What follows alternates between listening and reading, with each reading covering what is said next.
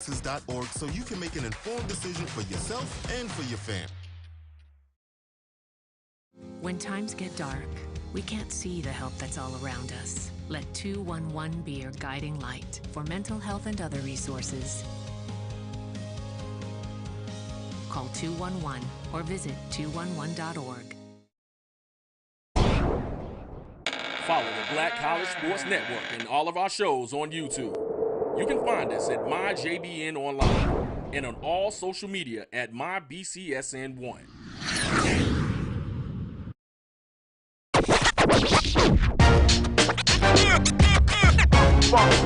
It's like a loop machine. Going around town, people trying to get down. Bounty versus the old family dish towel. Drying with a fresh sheet of Bounty leaves your hands cleaner than a used dish towel that can carry and redistribute food residue. So ditch the dish towel for better hand hygiene. Bounty, the quicker picker-upper. Now, you can live in Texas and not have a good red meat blend. Texas Cowboy Dust is designed for steak and other red meats. It's out to be my most popular spice blend, made with onions, peppers, ground mushrooms, pink salt, and other spices. Texas Cowboy Dust also goes great with chicken, pork, vegetables, and adds a restaurant-quality sheen to gravies and sauces.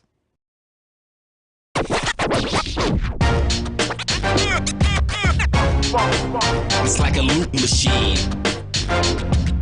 Going around town, people trying to get down. Vanilla smoked sea salt seasoning is for seafood. The tarragon and fennel bring out the natural sweetness in seafood. I also use it in rice dishes, on yams, asparagus, blueberry pancakes, and believe it or not, chocolate chip cookies. Vanilla smoked sea salt adds a salty and savory component to sweet dishes that create a symphony for the tongue. Have you had your Earth Blend coffee today?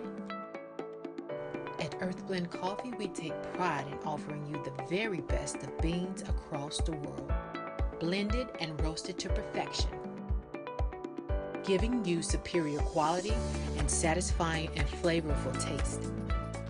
Experience the world in one cup with Earth Blend Coffee.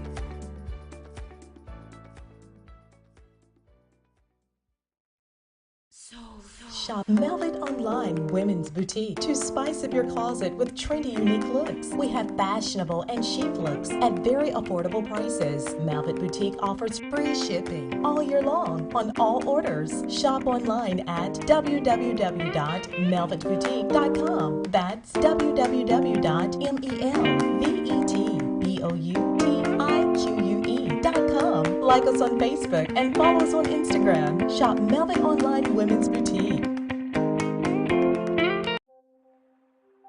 The Sweet and Smoky Salmon Rub infuses smoked black pepper with dehydrated maple syrup, pink Himalayan salt, ginger, thyme, mustard, and more to make a sweet, savory rub, perfect for salmon, trout, and other delicate seafood. Let's get back to strolling instead of scrolling. Before we can safely come together, we need the facts on COVID-19 vaccines. Visit GetVaccineAnswers.org so you can make an informed decision for yourself and for your family. When times get dark, we can't see the help that's all around us. Let 211 be your guiding light for mental health and other resources. Call 211 or visit 211.org. Follow the Black College Sports Network and all of our shows on YouTube. You can find us at MyJBN Online and on all social media at MyBCSN1.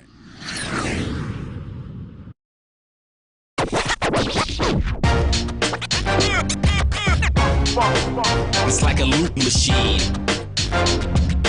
Going around town, people trying to get down. Bounty versus the old family dish towel. Drying with a fresh sheet of Bounty leaves your hands cleaner than a used dish towel that can carry and redistribute food residue. So ditch the dish towel for better hand hygiene. Bounty, the quicker picker-upper. Now, you can't live in Texas and not have a good red meat blend. Texas Cowboy Dust is designed for steak and other red meats. It's out to be my most popular spice blend, made with onions, peppers, ground mushrooms, pink salt, and other spices. Texas Cowboy Dust also goes great with chicken, pork, vegetables, and adds a restaurant quality sheen to gravies and sauces.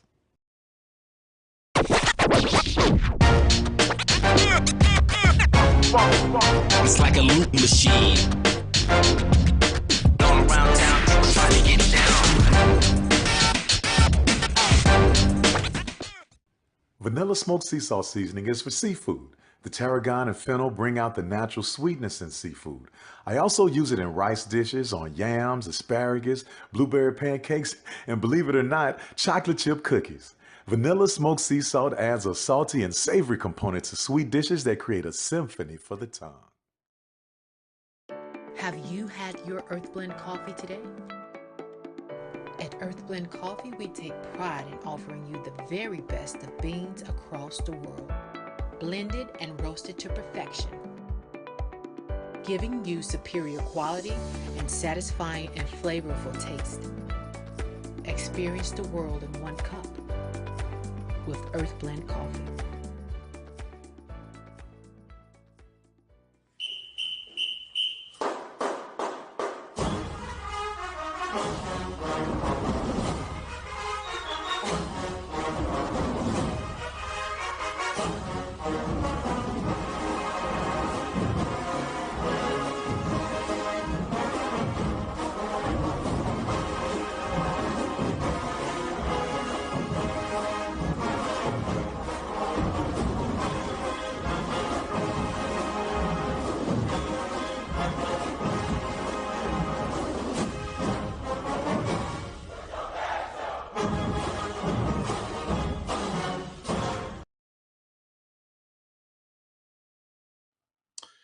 Okay, hello and welcome to another edition of the ONG Strike Zone. Brian Fulford and Kofi Hemingway here for tonight's episode. Third member of the team, Calvin Rozier, is off on special assignment. Joining him a little bit later in the show will be Marcus Green, kind of filling in that role as the third member of the team as we get into a lot of things. We are the only show that talks about FAMU athletics, good, bad, and indifferent.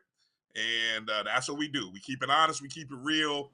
We are Rattlers, but more importantly, we are here to kind of update folks on things as we see them happening over the course of the week. A lot of things going on in FAMU athletics from the past week. Not all of it has been good. So yes, we have to talk about it. And but there'll be brighter days ahead. We got some good news and some good things to talk about here in today's show. Before we get going, I want to remind you to make sure if you're watching us on YouTube that first off, you go ahead and hit that like button for us. Make sure to go ahead and subscribe to the Jericho Broadcast Network's page. And then also, if you're watching us on Facebook, we appreciate you. Hit that like button, like, share, and forward this show to a Rattler as well. We're on the Black College Sports Network. Follow us on Facebook, Twitter, and Instagram at ONG Strike Zone. And you can download the Jericho Broadcast Network app on the Google and Apple Play Store. Just search MyJBN or MyBCSN. If you want to send us an email, ongstrikezone@gmail.com. Kofi, how you doing, my friend? I'm doing all right, my brother. How are you? I'm doing well, man. Doing well. Blessed. Good. Even in the dark clouds are hanging over us, Kofi. What dark clouds are you talking about? Yeah, well, okay, the dark clouds that you don't want to talk about. That's what I'm talking about.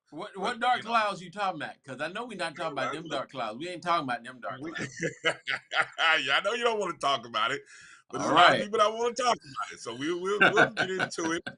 Hey, coming up on the show, some big news took place over the past week. Last week, Florida A&M Athletics partnered with Twitter to pilot the first HBCU Twitter community, FAMU Rattlers. Now, we know this thing's been going on for a while. Hashtag FAMU Twitter is a thing. I mean, that sort of has been sort of the pseudo community that if you had something you wanted to put out there and you wanted Rattlers to see it, or you wanted a special attention called to it, you go hashtag FAMU Twitter. Well, FAMU partnered with Twitter in this case.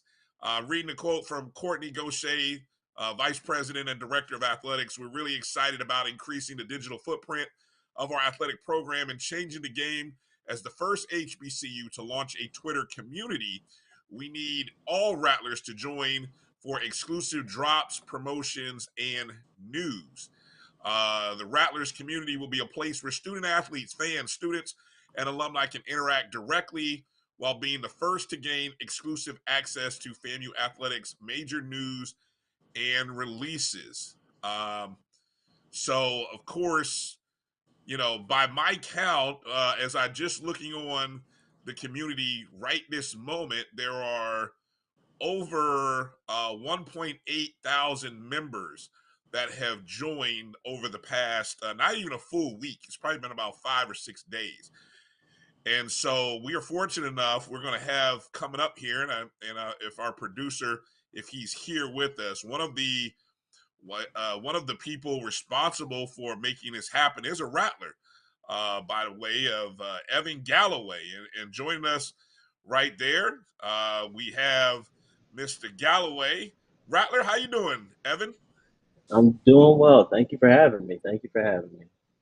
Yes, sir. Yes, sir. And so Evan Galloway is on Twitter. Of course, actually, he works for Twitter, which is kind of cool. We'll kind of get into that in a second. Evan, let's start by kind of just getting into a little bit of your background. When were you at FAMU? I know you were a master's, a business major, I believe, out of SBI is what I saw. So give us a little bit of your background, how long you were at FAMU, some of the things that you were involved in while you were on the Hill. Sure. So thank you guys for having me. Really excited to be here. I guess I should do it correctly. I am Evan Galloway, a spring 2016 MBA grad from the School of Business and Industry from Norristown, Pennsylvania. Started at FAMU in the fall of 2011. While I was there, I was active in SBI and kind of the recruiting and tours, Alpha Kappa Psi, the professional business fraternity, active in A. I'm a proud member of the Bay New chapter of Alpha Phi Alpha fraternity. And actually, my first, I guess you could call it internship, was working with Angela Suggs and her team in the athletics marketing department. So, been doing a lot of this stuff since 2011. And like I said, really happy to be here today. So you came out of SBI, or came out of FAMU 2016, and I won't go into we were there a long time ago, so we'll just keep it at that. But I that when that 5-year program was getting started in SBI, I'm an SBI business admin major, and that was one of my big regrets. I should have stuck around for another year to be in that one of those inaugural classes. But I had been there a while, so it was time for me to go. But anyway, that's enough about me. For you, as you left FAMU in 2016, what kind of job opportunities did you have in place, and kind of give us, how did you find your way into working with Twitter at twitter.com or Twitter offices, Twitter Inc.? Sure. So I started upon graduation with PepsiCo. They're pretty sure still a big partner with FAMU. So they had come to the career fair that previous September and recruited and all of those things. So started there, moved to Chicago with them, did a few rotations. Then from PepsiCo, I moved to Campbell Soup. From Campbell Soup is where I made my first move into digital, where I went to Facebook. And then most recently from Facebook to Twitter. All in some varying form of sales, marketing, account management, something along those lines, but very different places at each stop. Yeah, definitely. Tell us a little something about And all the while, as you're thinking about, HBCUs and you're thinking about FAMU, let people know maybe something that we might not know about. You said you were at Facebook, and then you moved over to Twitter. Let folks know something about the digital world as it relates to HBCUs, and how active are HBCU students, how active are African Americans within the digital space. Oh, very active. I mean, from an HBCU standpoint, you can look at the stats and see that some HBCU athletic departments or just HBCU pages are some of the most active on a lot of platforms, not just the one I currently work for. As a whole, the Black consumer, the Black engager on any platform is usually the driver of success for that platform. Our culture is always the kind of the beacon and the North Star for a lot of the other things that happen elsewhere, even if we don't always get the credit. So there's definitely a lot of momentum there for sure. Kofi, jump in there if you would. Okay, so here's my $1 million question. Okay. Why is the Twitter community, or how is it financially beneficial to FAMU to have this community? What is the importance of everybody really joining in and working together collaborative? As far as financial benefit, there's nothing directly tied to it. What the Twitter community is it's a product that Twitter is rolling out and piloting, and it's not currently fully available to everybody. But myself and the group of rattlers at Twitter wanted to make sure that we were able to give back to our HBCU. We're a college of first, so we wanted to make sure that, okay, well, when you're looking to do these things, my school should be involved in it, or whatever it is. So there's no direct financial gain from it. But I do know from the fact that us having a direct space to talk to rattlers, both present and alumni, it allows for opportunity. So it really depends on how whoever is selling it wants to pitch that opportunity, I guess. But we're doing this from a purely organic standpoint. And that's cool, man. So has there been, what has been the reaction? Has there been a lot of other HBCUs that are looking to establish their Twitter communities as a result? I would say there's a lot of surprise and maybe even a little jealousy. How did FAMU get this? You know how it goes. I'm definitely sure that, especially as this product rolls out widely, that there will be other HBCUs that create them, and our team here would be more than happy to help facilitate that as well. I mean, we're definitely FAMU first, but our goal is to push everyone forward and lift everyone as we really look forward to the opportunity. So, that's cool, man. Evan, take us. I'm sorry. Go ahead, Kof. No. So take us let's say I want to say a 1-year goal, a 3-year goal, and then a 5-year goal with this community. How do you foresee it impacting Rattler Nation? Okay. So before I go any further, I have to shout out the other Rattlers who helped make this possible. Sheldon Lewis, Chelsea Cartwright, and Woo Bradley. Very instrumental. All of us play kind of a different role in making sure that it happens. And then also have to shout out the athletic department, working with Courtney and Josh, his director of communications. They leaned into every idea that we had. So this would not be possible without their partnership, and we're extremely grateful for it. As far as what the goal is in 1, 3, and 5 years, really the goal is just to see the community grow. It's not just a place for, athletic updates or FAMU 1887 updates from that account. It's really a place for us. So if we want to talk about the Florida Classic coming up, cool. If something about HBCUs, I know VP Kamala Harris recently announced something about with the bomb threats and how HBCUs can benefit from funding available for that. If we want to talk about that, that is what the space is for. It's really kind of our designated, and I kind of hate this term, but it's our designated safe space where we know we're talking to like-minded members. So over the next 1 year, 3 years, 5 years, the goal is really just to grow. As Twitter specifically grows, we'd love to make sure that the community members are active and engaged with some of those other opportunities whether it be spaces or anything else along those lines. But really, the main point is just making sure we have a space for us. Thank you, man. No problem.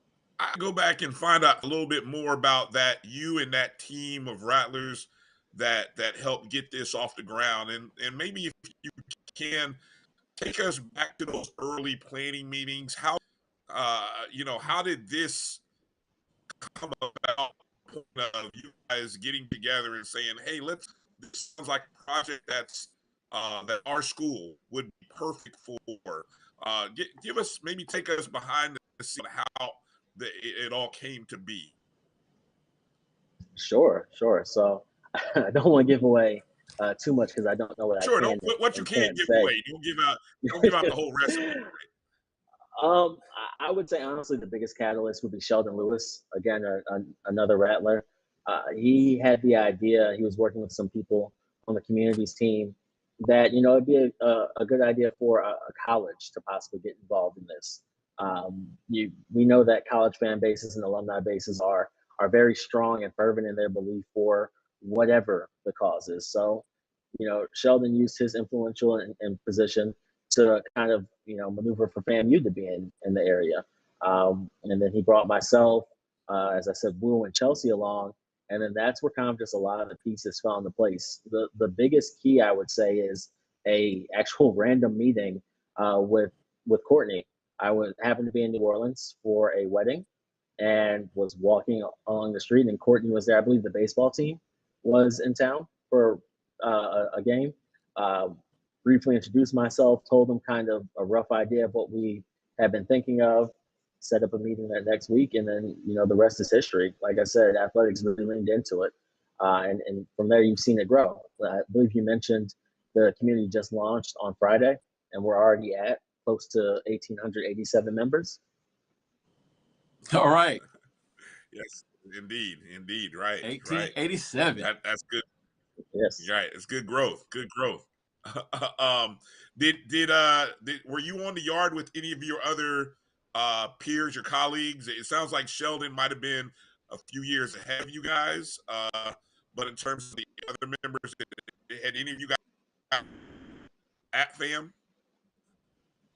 Yeah, so actually we were all at FAM roughly at the same time.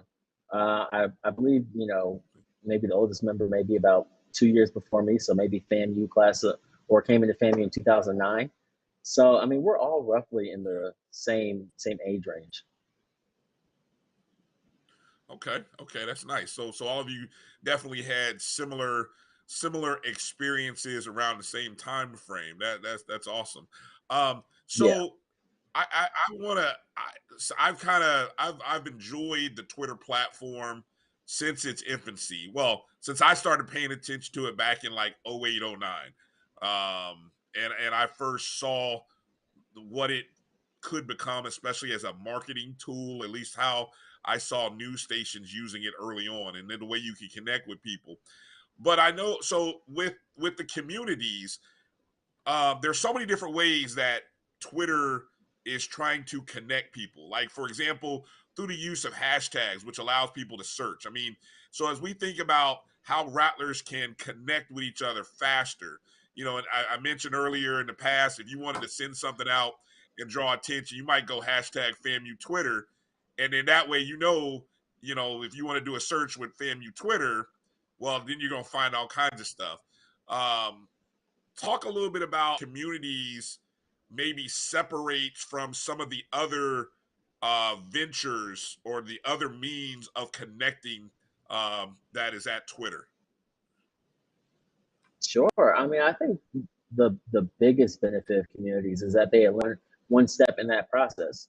Like you said, if you wanted to talk to FAMU Twitter, you might have to search the hashtag FAMU Twitter. But then, maybe it's something like Black Twitter where there's not really a hashtag for it. You just kind of have to be in it or something like that. Like, how do you find something like that? So with communities, it eliminates that step. You want to talk to FAMU Rattlers? Well, there's the FAMU community. It's that simple. And as it relates to the demographics, are you finding what is your research telling you with communities in the demographics, because we know that students may be engaging differently than alums, than even second generation alums. What's the research show you so far, as best as you can maybe share, with which groups seem to be connecting fastest or most easiest with the communities? Sure. So I don't have any official information, but anecdotally, I've noticed a lot of FAMU 24, FAMU 25, which really makes me feel old just kind of looking at it because I was FAMU 15. But Right.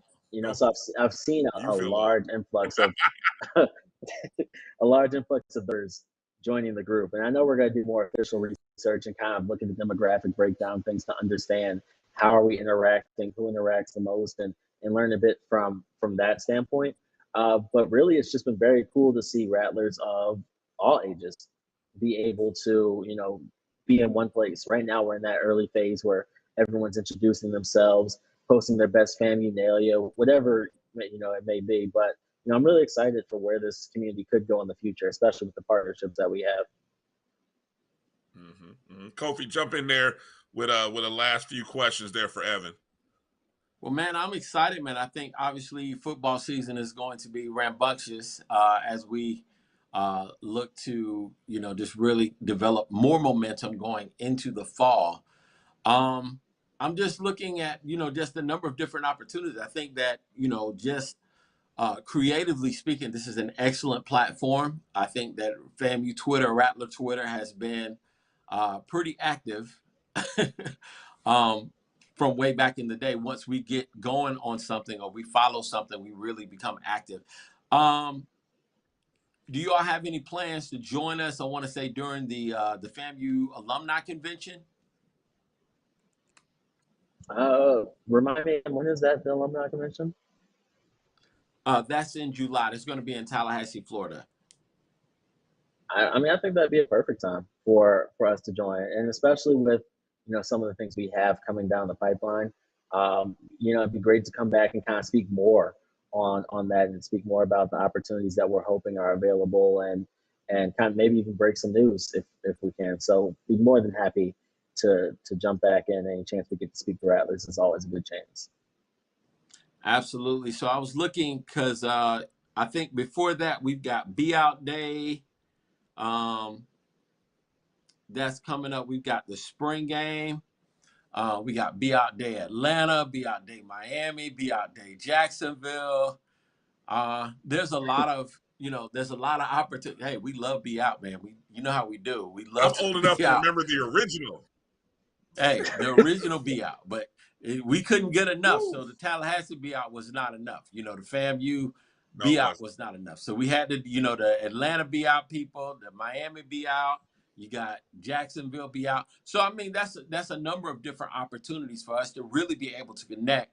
But I just personally speaking, I want to see how our engagement can translate into, just understanding the monetary value of Rattler Nation so that we can really capitalize on it. I think when we develop that momentum, we're developing that momentum for a reason, and Rattler Nation has proven to have tremendous value financially. I mean, we had over a $30 million impact in Orlando during the Florida Classic, and homecoming is $55 million in the Tallahassee area. So, I think that the sky's really the limit for us if we're able to really push together, cooperate, and collaborate and make some things happen. And yeah, I completely agree with you. And I think that having something like the community or the presence that we have on social as a whole, and I know there are Rattlers at some of the other platforms as well, but I think our presence on social platforms is just another, asset for us to use as we kind of quantify that full impact that we have. Well, cool, man. Thank you so much for joining us, man. You've been a visionary leader.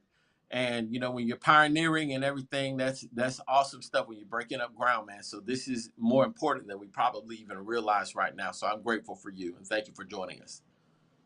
Man, thank you guys for That's what having me. SBIans do. Look, thank you for having me. I look forward to talking to you guys soon, man. Thank you.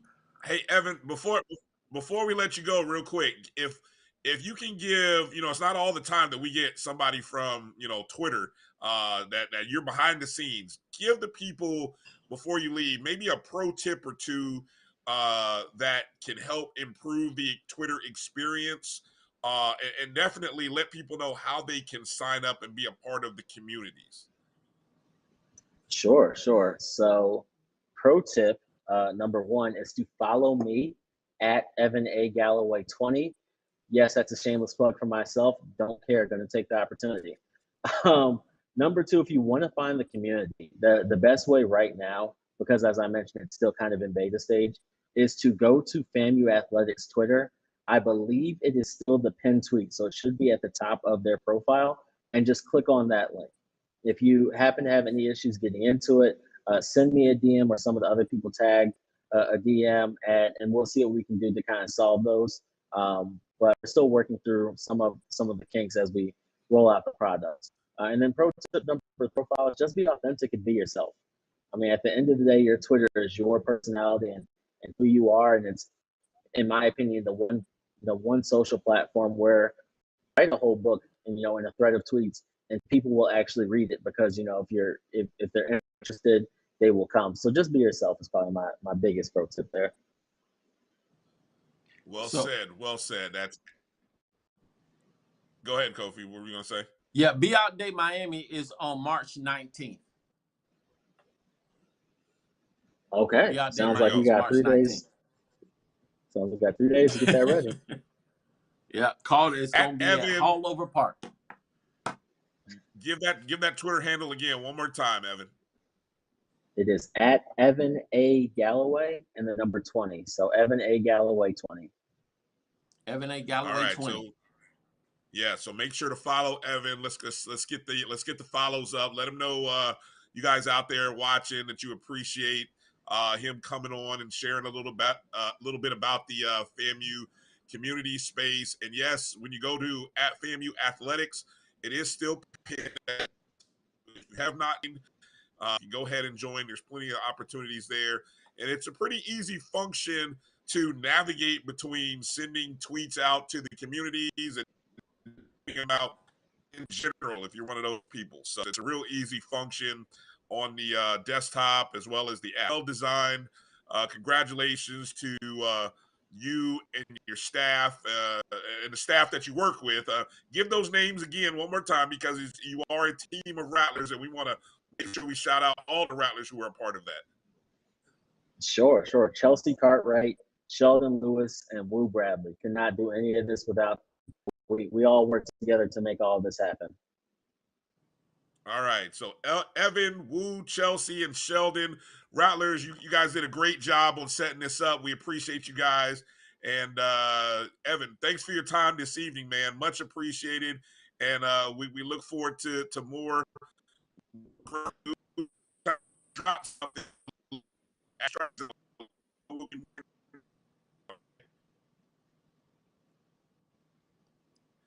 Sorry, I think I lost you, but thank you guys for having me.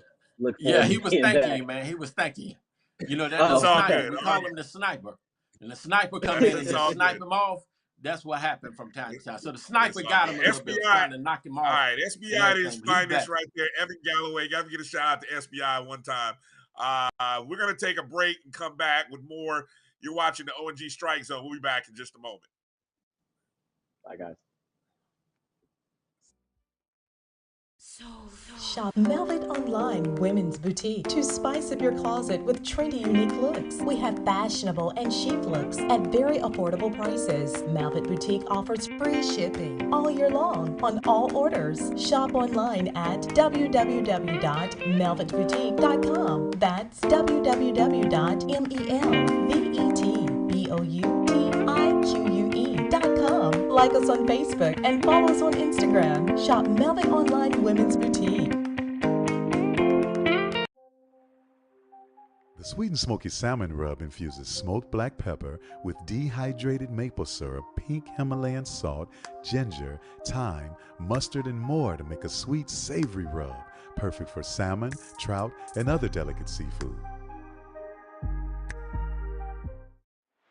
Let's get back to strolling instead of scrolling.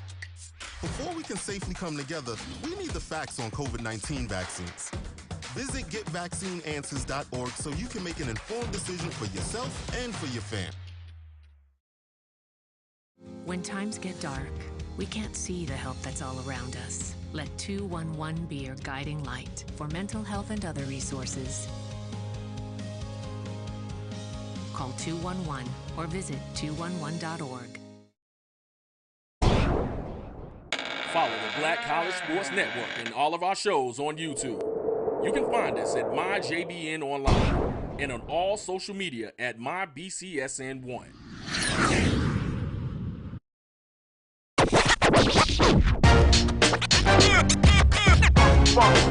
It's like a loop machine. All around town, people trying to get down. Bounty versus the old family dish towel. Drying with a fresh sheet of Bounty leaves your hands cleaner than a used dish towel that can carry and redistribute food residue. So ditch the dish towel for better hand hygiene. Bounty, the quicker picker-upper.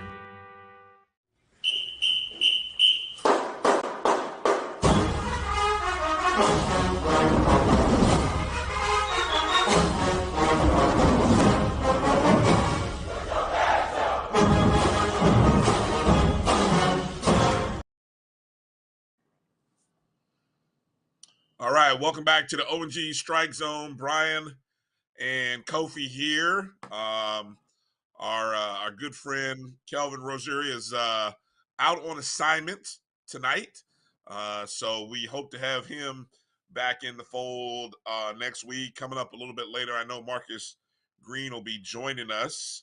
And again, want to thank Evan Galloway from Twitter for joining us, Twitter Communities. He and the team of Rattlers that helped put that together, and of course with the work of the athletic department. That's the one thing I will say.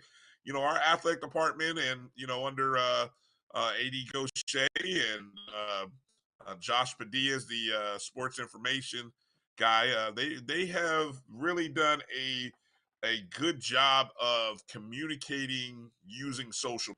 I know we'll sometimes talk about the things that aren't, but we have to talk about the things that are.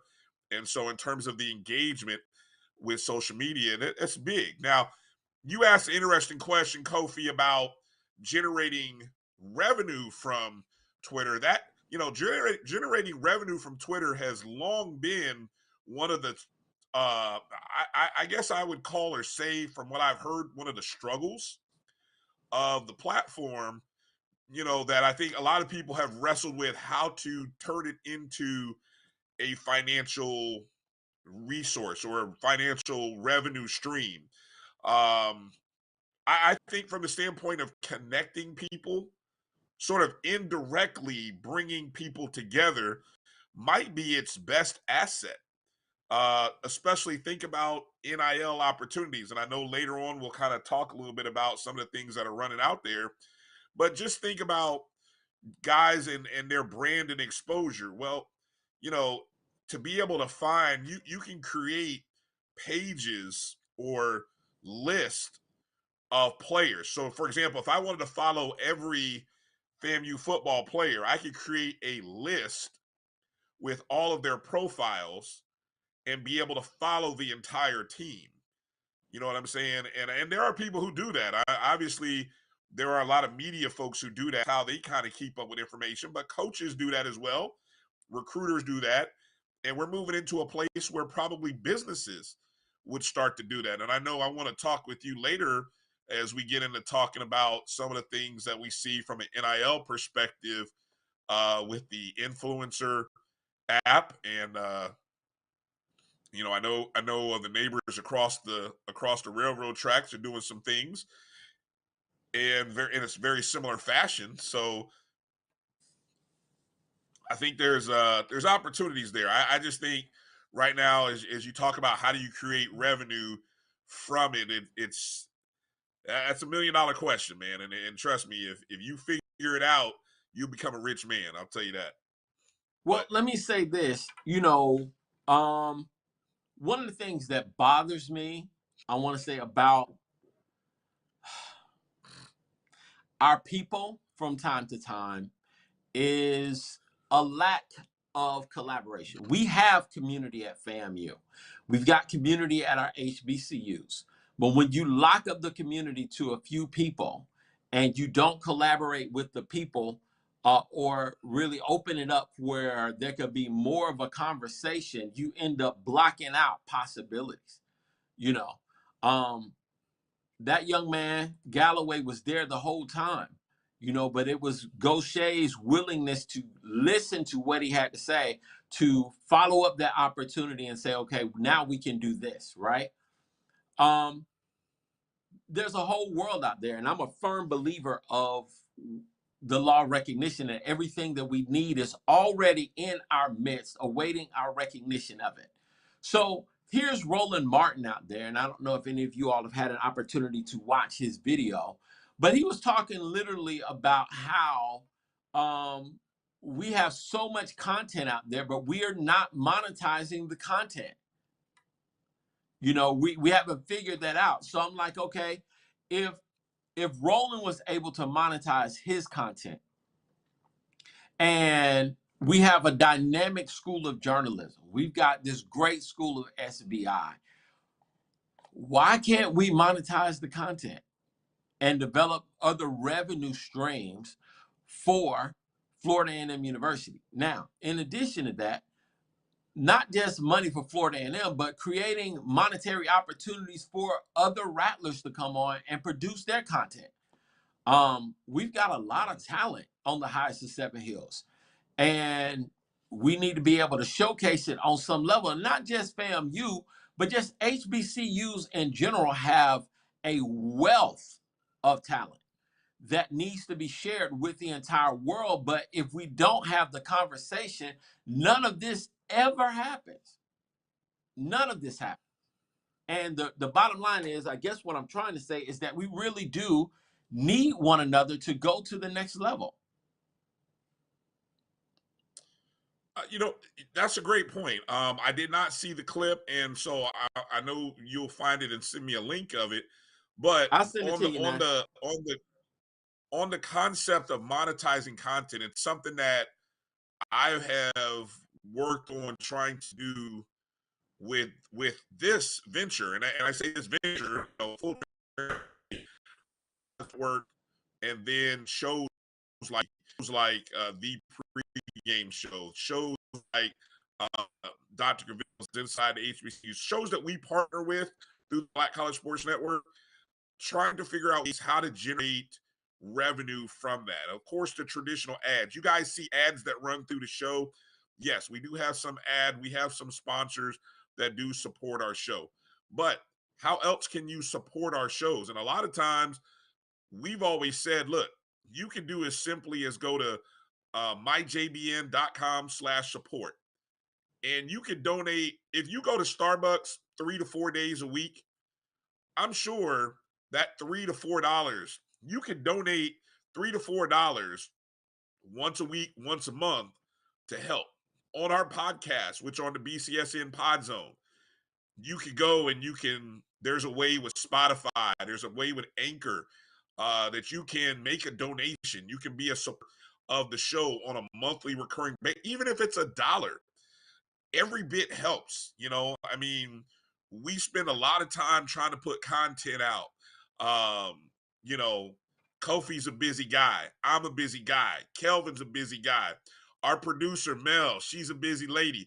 There's a lot of people behind the scenes and on the screen, so when we talk about trying to monetize, nobody's asking for, I don't think anyone, it depends on what it's worth. Everything, what is it worth? We talk about being a collective here and supporting one another. We appreciate everybody on Facebook, YouTube, Twitter, however you're watching and streaming our show. But we do the show once a week. It would say a lot to us hey, everybody donated $1. That's keeping us going. That's keeping us fired up, keeping us on our toes, helping us to bring some different guests and reach out and spend more time, because the more we have to be able to produce content, to be able to go get young student reporters to help us and be able to say, hey, if you guys can help story together for us, we can give you $25 a story, something that can go into their pockets to help get them paid. There's a lot of things that we can do. So I agree 100% with the concept of being a collective and monetizing our content. And I'll close with this final thought: is I always look at what I give from this perspective. I go to 7-Eleven probably way too many times than I need to. When I go to 7-Eleven, I have a particular set of items that I purchase way too many times, right? I can do without that for 1 or 2 days. So supporting another podcast or another show, look, me not spending money at 7-Eleven to put it in the bank coffers of that other group that's working hard to put content out that I find enjoyable or informative, it's invaluable. So I say that to all of us, all of our people that are watching. We appreciate you. We love you. Um, hey, there are ways you can support. My last support, BCS Pod Zone on Anchor and on Spotify. There are ways to be a supporter. So go do that. Uh, I do want to give a quick, hey, look, we know it's March Madness, right? March is happening right now. It's the basketball season. Unfortunately, our Rattlers are not in the basketball hunt. Yep. We are here with the Blood Coach Network. We are participant bracket, the men's bracket challenge. Go to ncaa.com, look for men's bracket challenge. It's right there. It's the main contest on ncaa.com. Go join the group name is My BCSN space 2022. That's the name of the group. The password to join the group is MEAC-SWAC. All capital letters, MEAC-SWAC. Join our group. March Madness, it starts tomorrow at noon. So go join on ncaa.com. Join our group. Be a part of the madness, and we can all kind of talk. We may have some prizes. Nothing announced right now, but we may have some prizes for finishing in first place, so on and so forth. But we want to encourage you. Go to ncaa.com. Men's Bracket Challenge. The group name again is My BSN space. The what? Say that again, bro. My BCSN space. My BCSN space 2022. And then the password is MEAC-SWAC. MEAC-SWAC. All capital letters. The two conferences, two primary HBCU conferences in Division I.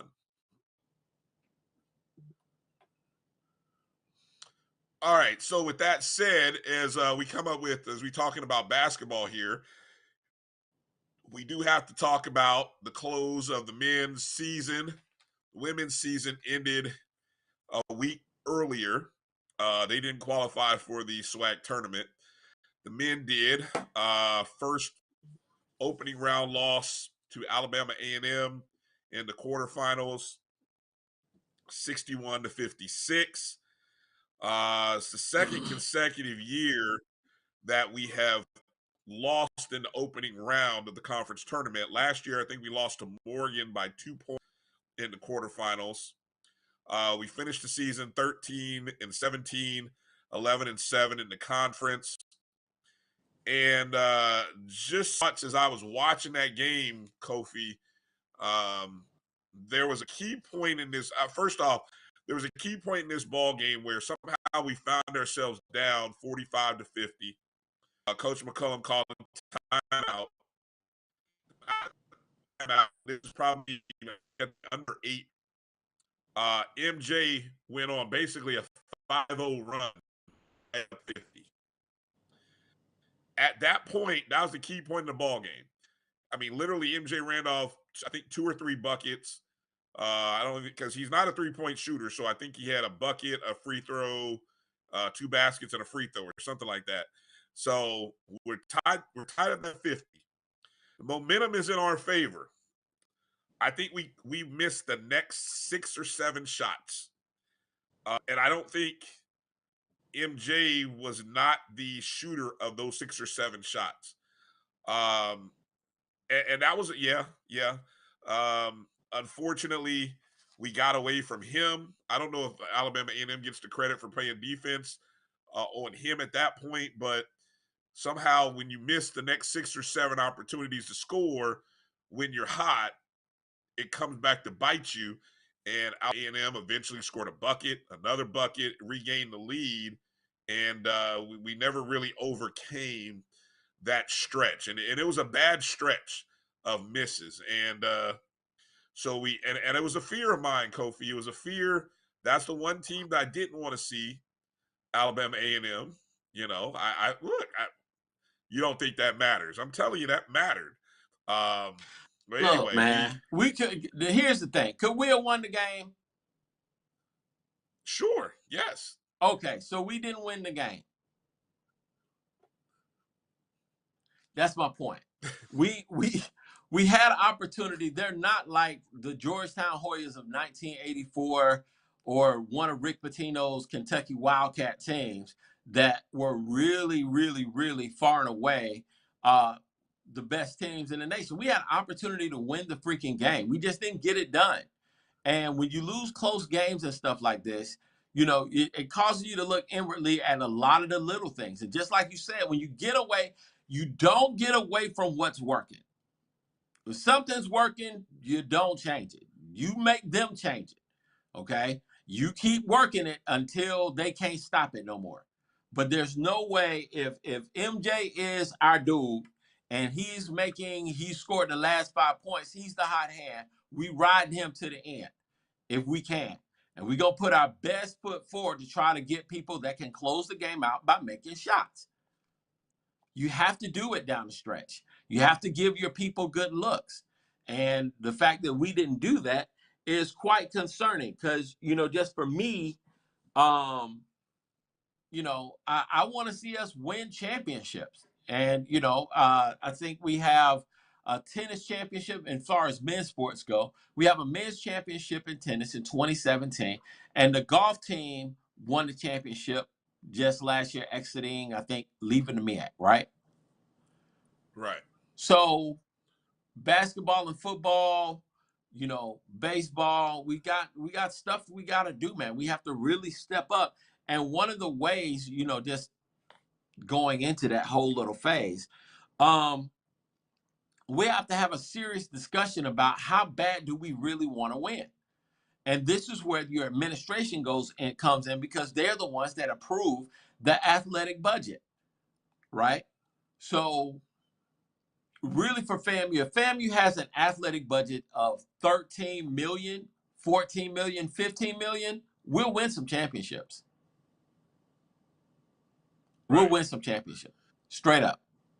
We will win some championships. They increase the athletic budget, and that's really the bottom line.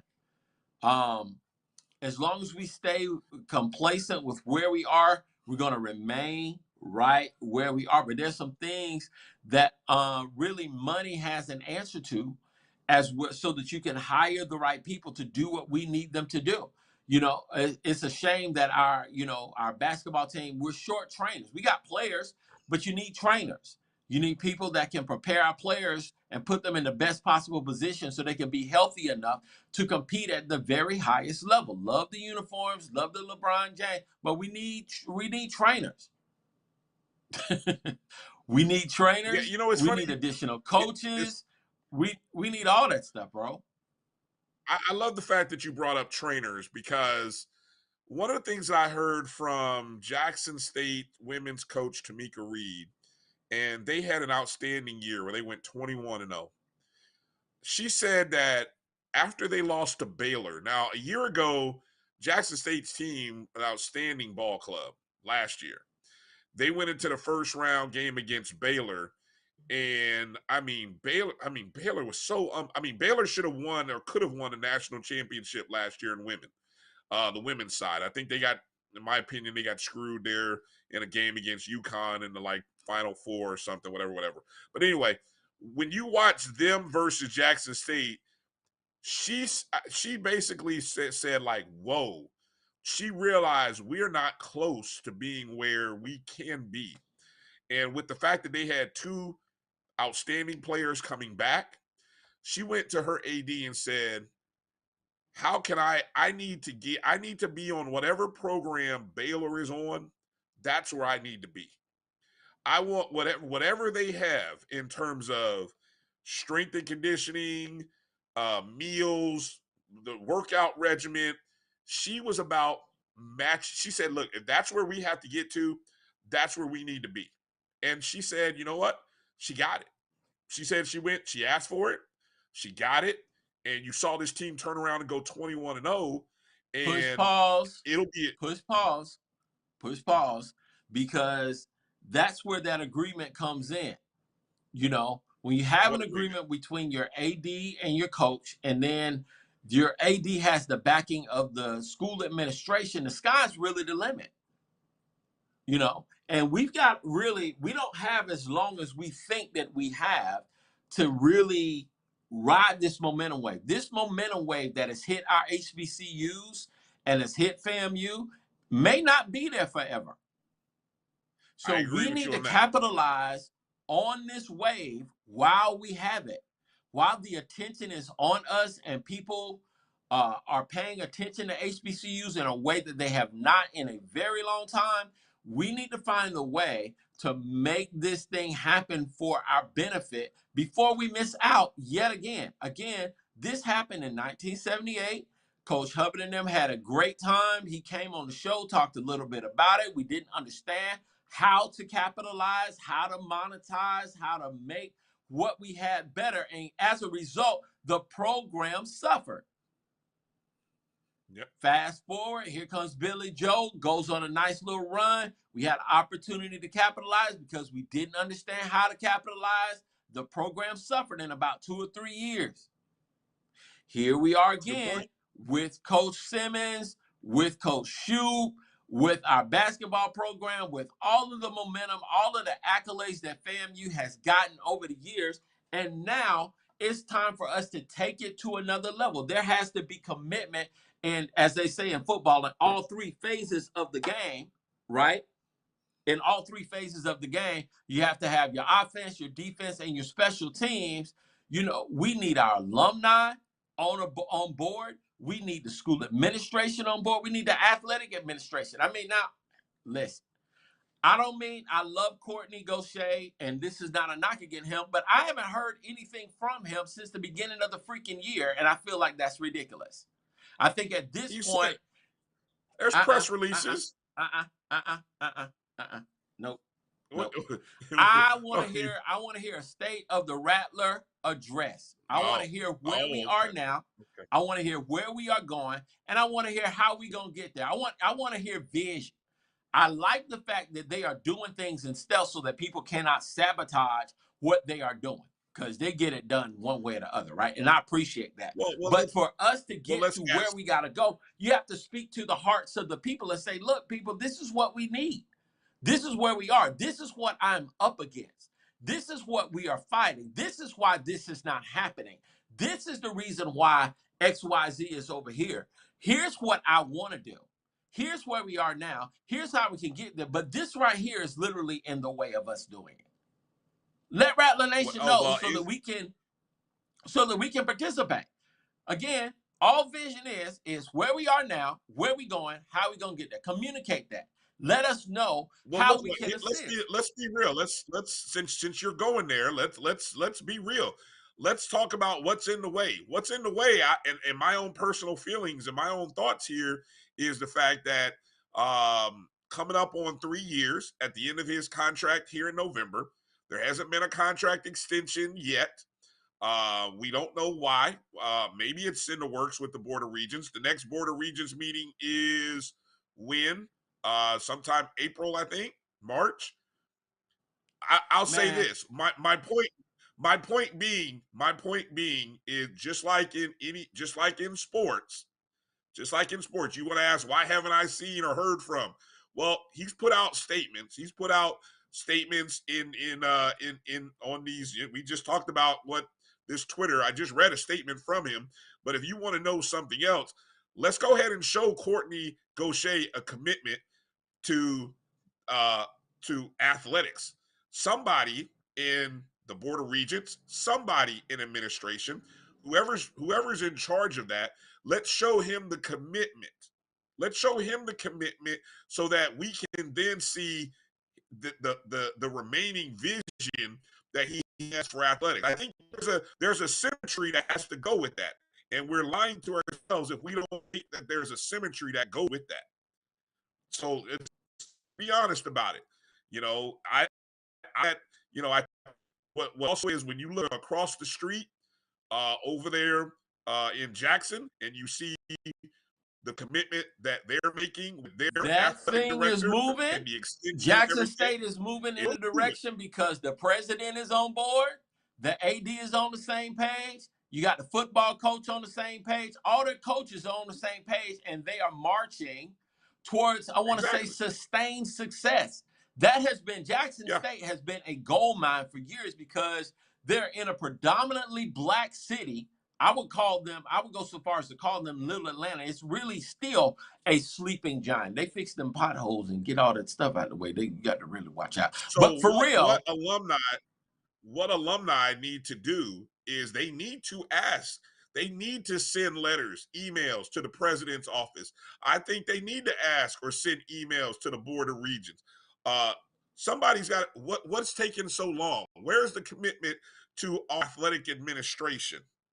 Again, this is the deal. And this is where I am with this, okay? Because President Robinson is no dummy. He's not a dummy. He's very methodical, right? He's very methodical. So for him to take his time really with Courtney's contract, the way that he's doing it is just concerning to me. It don't take that long. The man has done more than enough to warrant a new contract, right? So at this point, understanding how continuity and consistency can benefit us, I want to know what's taking so freaking long. Okay, do you see that do we believe that this man has the capacity to send Rattler Nation and Rattler Athletics to the next level, or is he a hindrance to where we want to try to go? And if he's a hindrance, what's the darn hindrances, and why is it taking so long for y'all to communicate what the hindrances are? Because at this point, I'm like Eveline and the Wiz, don't bring me no bad news. Okay? Let me know what's going on so that we can actively try to bring solutions to whatever issues there are. Okay? Y'all knew when y'all hired him that he was a young AD and he wasn't full with a whole bunch of experience. And FAMU had a plethora of problems before he got here.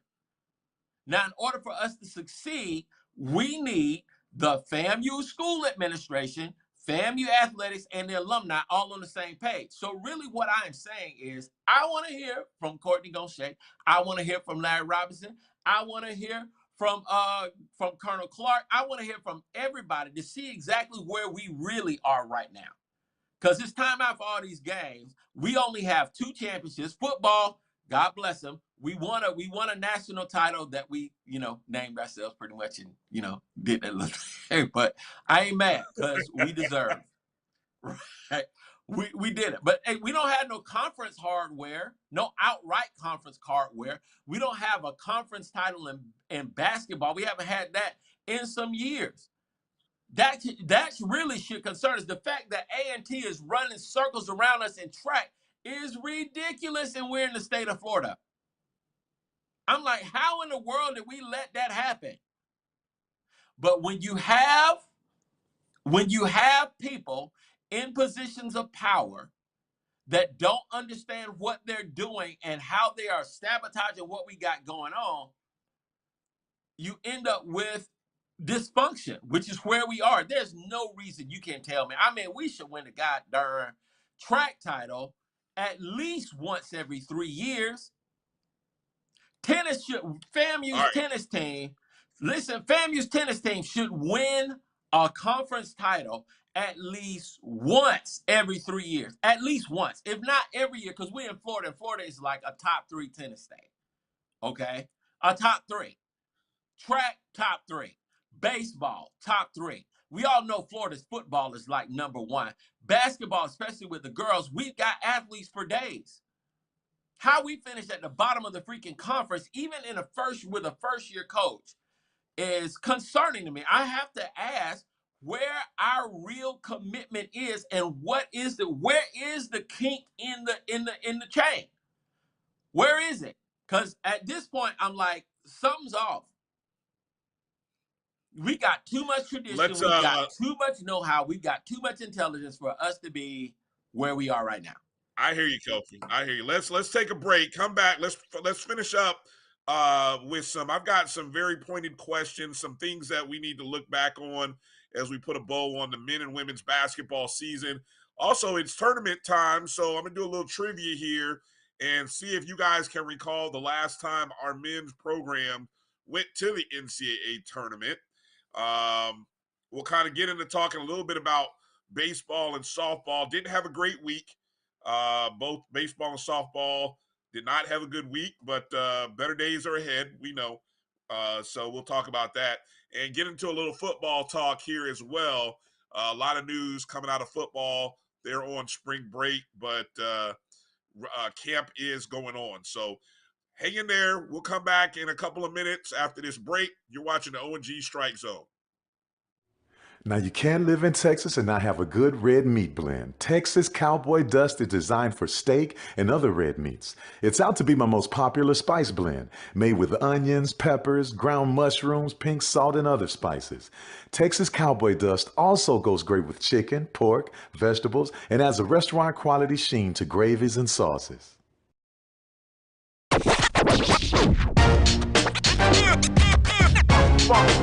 It's like a loop machine. All around town, people trying to get down. Vanilla smoked sea salt seasoning is for seafood. The tarragon and fennel bring out the natural sweetness in seafood. I also use it in rice dishes, on yams, asparagus, blueberry pancakes, and believe it or not, chocolate chip cookies. Vanilla smoked sea salt adds a salty and savory component to sweet dishes that create a symphony for the tongue. Have you had your Earth Blend coffee today? At Earth Blend Coffee, we take pride in offering you the very best of beans across the world, blended and roasted to perfection, giving you superior quality and satisfying and flavorful taste. Experience the world in one cup with Earth Blend Coffee.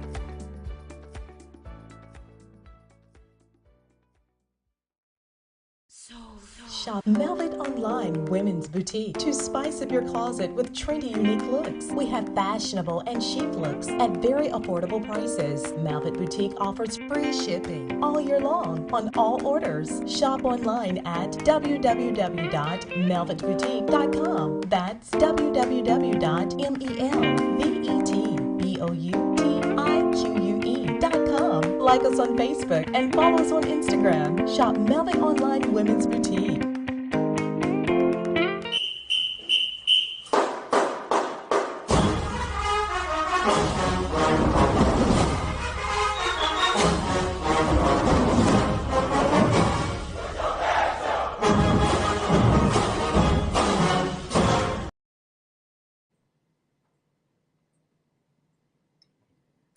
All right, welcome back to the O&G Strike Zone. Join the how you got Marcus in the big box like that? I'm talking to Drew. We love ahead, Marcus, but Marcus ain't a guest. Marcus part of the show. Yeah, you better come on back down to the small box. All right, hey everybody, Marcus Green joining us. We always love Marcus. We just giving him a hard time. we give over the big box to the important people. Look, hey, you got to finish up the basketball conversation here. We put a bow on the basketball season here. I know Kofi doesn't want to, but I did all this great, fabulous research, Marcus. So I know you can appreciate research. So I got to get some of these basketball nuggets out because I know improving our basketball program, a lot of people want that. A lot of people want to know how can we get better. And just a few notes. We had that great 7-game win streak, right, in the beginning of the year. But following that 7-game win streak, we went 4-6 last 10 games of the season, and it really started with that February 5th game where we lost to Texas Southern on NBA TV, and that was the game after the 7-game win streak, and so. I'm not happy with the way we finished down the stretch, especially that trip to Mississippi. That was the one that kind of hurt us, I think, because we lost to Jackson State and we lost to We shouldn't have Alcorn on lost the to road. darn Jackson State. We shouldn't have lost to Jackson State. That's what I'm talking about. We shouldn't have lost to who was that other school we lost to? We should have split with Southern, to be honest. For them to sweep us is ridiculous. Yeah, especially the second. We lost so that's 3 games. We lost to Alabama A&M at home. For me, that was a bad loss. So that's 4 losses right there that we really should have. The thing with Alabama A&M is like even the tournament game played out the same way as the way we lost. They had like 20+ free throws. And I saw Miss Kenya Sykes type something in there, and that was what I was seeing the whole game. They had an inside game strategy, and what we're doing is basically jump shooting and because that's all they can do. Alabama A&M. Look, the statistics would have shown you Alabama A&M was the worst 3-point shooting team in the SWAC. They weren't shooting it from the outside. I would have given them the outside shot all day. They were the worst 3-point shooting team. Yeah, but they had an inside game. That's the thing that we didn't have. We didn't have the beef. And they put what is that 6'10" dude who's 270. And he roughed up our dudes a little bit, and they just kept pounding inside. In the second half, they made a concerted effort to pound, to bring the ball down and just attack the glass. And we didn't have the same. Because they had an advantage right there. I mean, if I got a big guy that has a mismatch, just common sense says feed the mismatch so we can get easy baskets, percentage baskets, unless we are like spot on. Yeah, but he was a decoy though, Cove. He was a decoy. He was not a. They beat us. He was there to clear inside. They got fouled, and my point is they beat us inside and got fouls. They kept driving to the basket. Right. My point is really with the whole foul game, and for me, there has to be a mixture when you're talking about recruiting. I know we have a style of play, XYZ, all of that extra stuff, right? But you have to have a mixture of a strong inside game and an outside game. You cannot be one-dimensional and expect to win long terms because one of your games, one spot is going to be off. And you need to have some measure of reliability, really when it comes down to getting key baskets, which comes from your inside game. We don't have a Steph Curry right now. I hope that we are able to recruit a Steph Curry or somebody on that level that can, that don't miss threes and, just put all kind of pressure on people, create shots, all of that stuff. But there's no substitute for a good inside game. And that's just something that we I would like to see Coach McCullum really upgrade us in that area. You need size. I know this is an era of basketball where there's a lot of outside shooting, but there's no substitute for strong inside play, and we need it. Agree. Yeah, I agree completely. The one thing we didn't do well was shoot. Yeah, the one thing we didn't do well was shoot the ball well. We were 4 of 18 from the 3-point arc, and you point up the free throw shooting. We only went to the free throw line 9 times in that game, 6 of 9. They went to the free throw line 27 times. Like you said, almost a mirror of the second time that we lost to them, where after a while it just added up. Then the free throws just kept. They were 15 and 21 in the second half at the free throw line. Alabama A&M was, and it just added up on us. And after a while, and like I said, even though there was that stretch, again, I keep going back, 50-50. MJ had just scored 5 in a row, and then all of a sudden we just go dry. The well just ran dry. But hey, here's what I want to talk to you guys, and let's look at this roster moving forward, because according to what I've read and what I've looked into, there were 4 seniors on this team that were recognized on Senior Day, and I guess the biggest question will be, will MJ Randolph return? He has a COVID year. Assuming that he's graduating, um, you know, will he return for his COVID year? I think you guys out there watching, you should all be hitting up MJ and telling them, hey, MJ, thank you for a great season. We hope you come back, because I'm telling you now, he is getting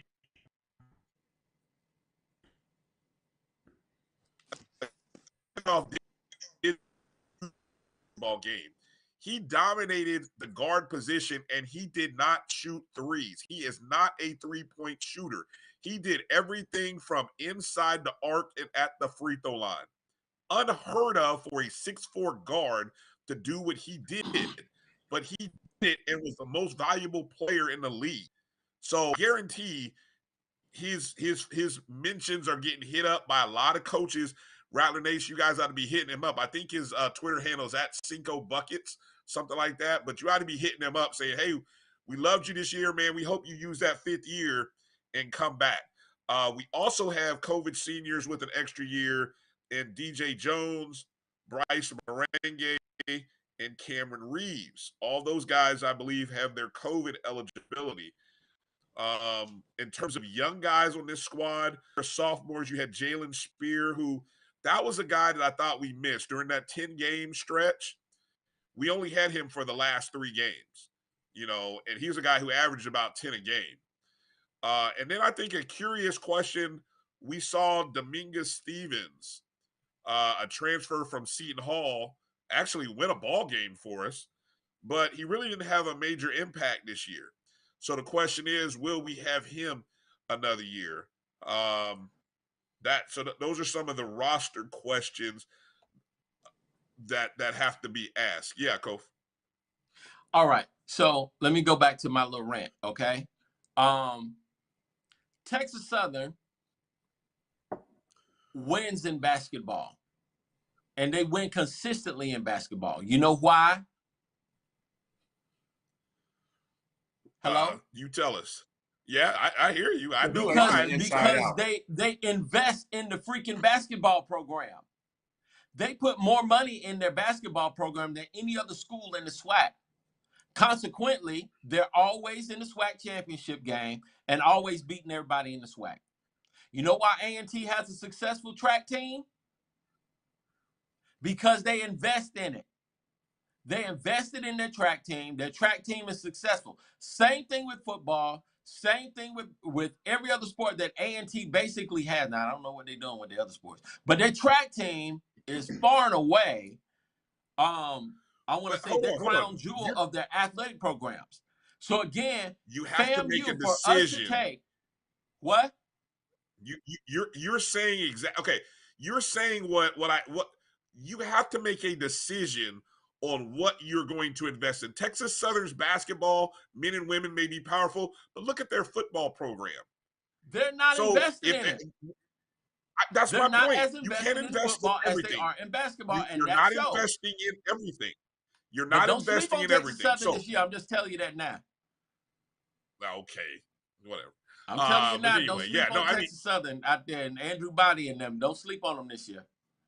Now, one other thing, I guess, to Kofi's point about recruiting, I remember it may have been around Christmas break when he had Coach McCollum on.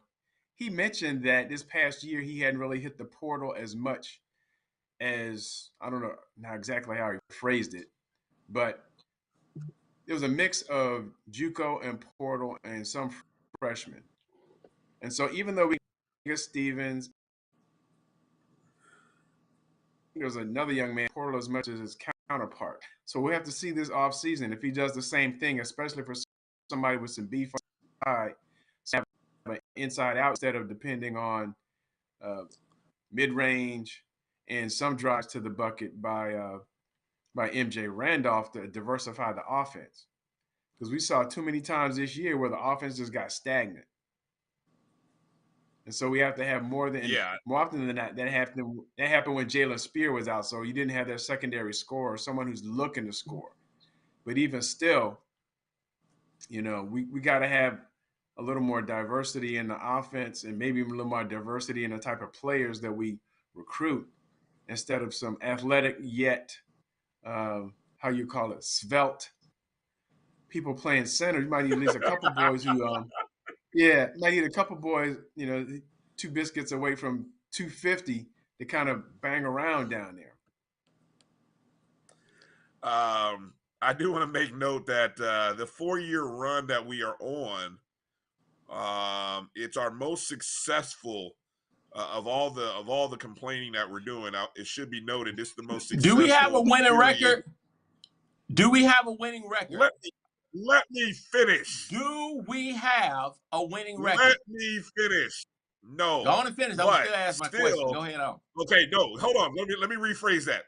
In conference over the last 4 years, yes, we have had a winning record in conference play over the last 4 years, which is the most successful we've had since the last 5 years of the Mike Gillespie era from 2002 to 2007, which, was interesting as I was going back and looking that last year, which coincides with the last time FAMU went to the NCAA tournament in 2007. That team was 21-14. Now, granted, if you count just Division I opponents, they were 18-14, but still, that's pretty doggone impressive for a team that finished second in the regular season, won the conference tournament. Unfortunately, they lost in the what was then called the opening round game. It was not the first four. It didn't become the first four until 2010. So in those years when we played in 2007 and then 2004, those years were called the opening round. And so, FAMU, we lost to a Niagara team back in 2007, March 13, 2007. Darius Glover led the team with 15 points in that ball game. Three other guys averaged 10 points a game. Rome Sanders was the leading scorer on that team in 2006, 2007, averaging 15 points a game, 6 rebounds a game. But that was a good Gillespie squad, and really excited about the future. And then some stuff happened, and we lost coach. But a few years, 3 years prior to that, the 03-04 team, they finished 15-17. That was the Terrence Woods team. Terrence Woods, that team was 5th in the regular season, won the conference tournament. That was 2004. Okay, that's a long time What'd you ago. say? I said, what year are we doing a little in? history. Yeah, it's history. It's called history. History, basketball, March Madness. We history. get it, man. Go on and say what you got to say, because I'm ready to go. Come on. Anyway, you don't want to hear about the revisionist history of because we're not there right Terrence now. I mean, Woods. the bottom line is we don't have a championship, bro. It's been a minute. Okay, but we're trying to get back there. We're trying to get back there. Let's talk about how Wayne Sweet is asking questions in the pit, asking us, how can we get there?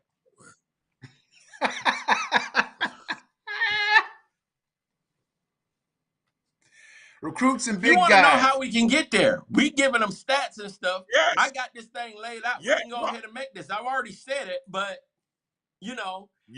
It starts with. Go ahead. No, because I want to give proper I want to give proper respect to the women, which is an even bigger issue that we gotta talk about. But in terms of the men, how do we get there with the men? I mean, I think you got to start with this roster and figure out what you're going to get. Are you going to get MJ to come back? And then you got, look, I agree with both of you. We have to get some size. I mean, did you see, if any of you watched the Texas Southern game last night, if you saw the kid Gresham, from Houston. There was a play where literally he hung in the air for probably 3 extra seconds, blocked the shot with his off hand, not the one hand that went up, but the other hand. Like, it was amazing to see. We need that. So it's like, hey, and now obviously he's a transfer. He's a grad transfer. So if anything, you're saying, hey, what can I go find? That's what you need to find. We need to find 2 dudes like that are out there looking to get out of whatever school they're at.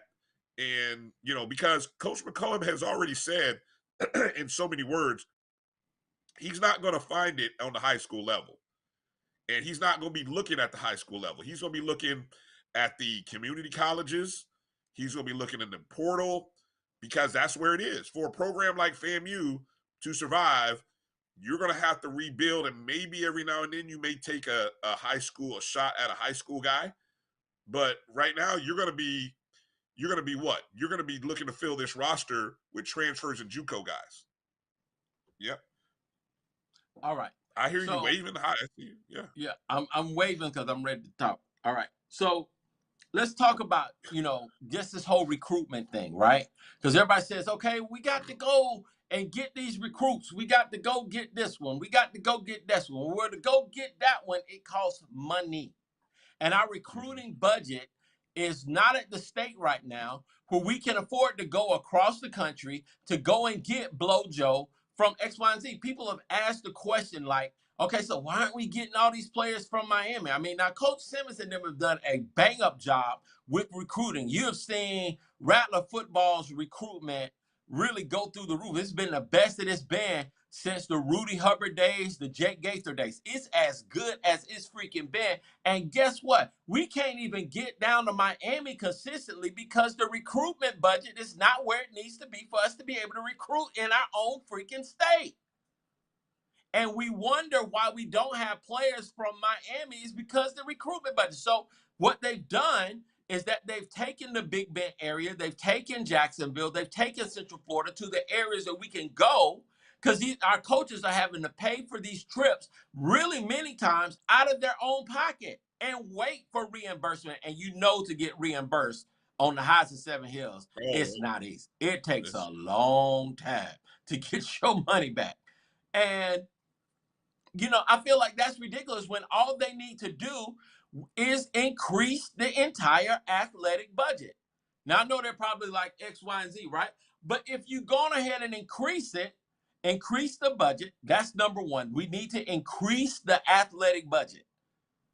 So President Robinson, the board of trustees. You're talking overall. Increase it overall? This is what need to happen. They need to increase our athletic budget because we do not have enough to handle and manage. From what to what? From what to what? We need to increase it by at least $2 million. At least $2 million. Okay. $3 million would be great. Would be, I think, ideal for where we are right now. Like Cookman has the largest athletic budget, and how they doing it, I don't know. But Cookman has the largest athletic budget in the SWAC. Okay?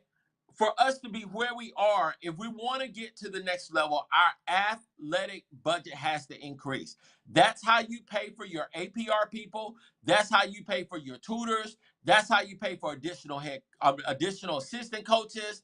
That's how you pay for your facilities. That's how you pay for your trainers, that are going to help to make sure that your athletes are maintained. That's how you pay for your nutritionists.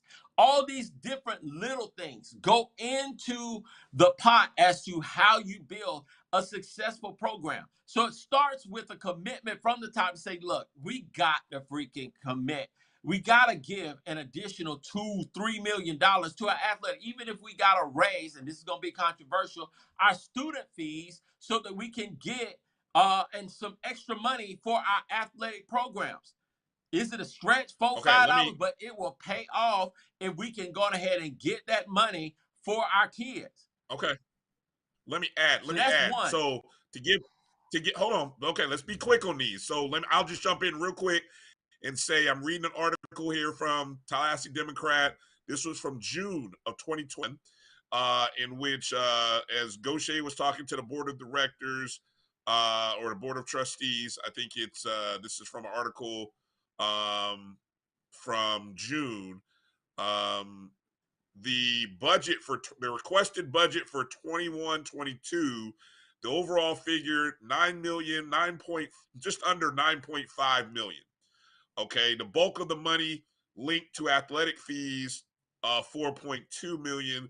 And so essentially what we're saying is you're saying that budget needs to be 12, 13 ideally, but it needs to be at least 12, 12.5. Okay. All right. What's point number 2? Be quick, because we got to keep moving. So go ahead to your next point. They have to communicate with Rattler Nation. There needs to be open and transparent communication with Rattler Nation so that we can actively stay engaged and participate in the process of making FAMU athletics better than it's ever been before. So the communication How much lanes. more do you want? How much more communication do you want than what's out there? Okay. I'm being I'm serious. All right, so let me say this. All right, so when you're watching sports on the Super Bowl or whatever sports program you're watching, does McDonald's have a commercial? I'm sure they do, yeah. You see a McDonald's commercial. Do you see a beer commercial on there? Yes, you see a beer commercial on there because they're communicating with the people and their constituents.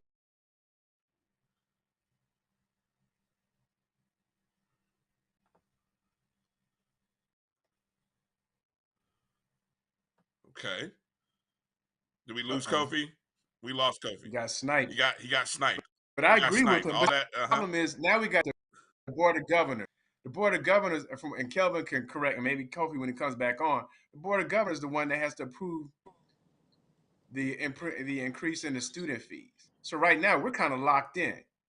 And of course, being the only public HBCU in Florida, if you raise the student fees, there might be some hollering and screaming. Because I did a little digging on it too, just looking at some of our peer group, even though they're at the upper level, like at James Madison, you have no idea how much they charge for student fees. But actually, the student fees and the portion that goes to athletics, it's at least $2,000, maybe $2,500 per student, and they've got 21,000 students. So they're clocking, if my math is right, almost $40 million just off of student fees, and that's not including boosters. So we're looking at a peer group that's now moving up to FBS and seeing how they're using the student fees. Now, we have to look at our demographic and understand if that's realizable and if we want to squeeze that and if students are really okay with paying the student, that level of athletic fees because it's coming out of their pocket and out of their financial aid. So there's a lot of tentacles that go to it in terms of approval. But again, this is where we have to go. Because again, this is where Rattler Nation has to be engaged, because if we don't confront the Board of Governors, ain't nobody gonna confront the Board of Governors. Okay? We gotta say, look, something's gotta freaking give. You have cut our freaking enrollment almost in half by 4,000 students, and we're not happy about it. But we have not been able to come together to address this issue so that we can get some traction. Who's going to the Board of Governors with that statement? Huh? Who's going to the board? You heard me. Who's going to the Board of Governors with that statement? I'll go.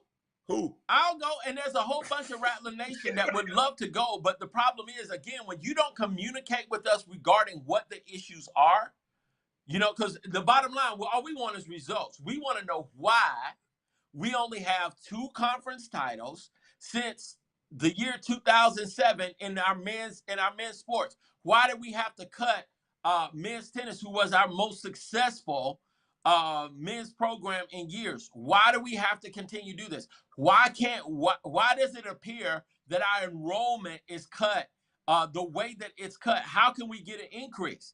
Y'all keep blocking us from being able to do. We want to know why, because we don't appreciate it. And then on top of that, they owe us billions anyway. Okay.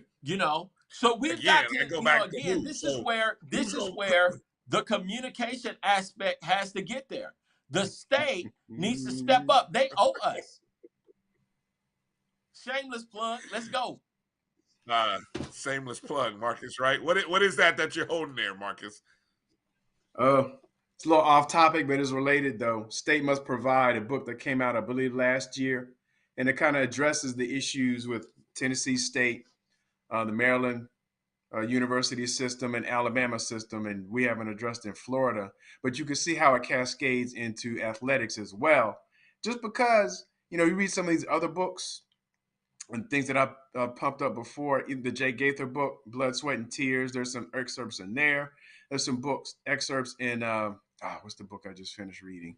The one about I think Ken Donovan about the 50-year, what's it called? The 50-year something. The 50-year, I can't remember what it was, but it talks about basically how TV money came in the 1950s, and there's a noticeable absence of HBCUs in the discussion. Of course, that was during the segregation era.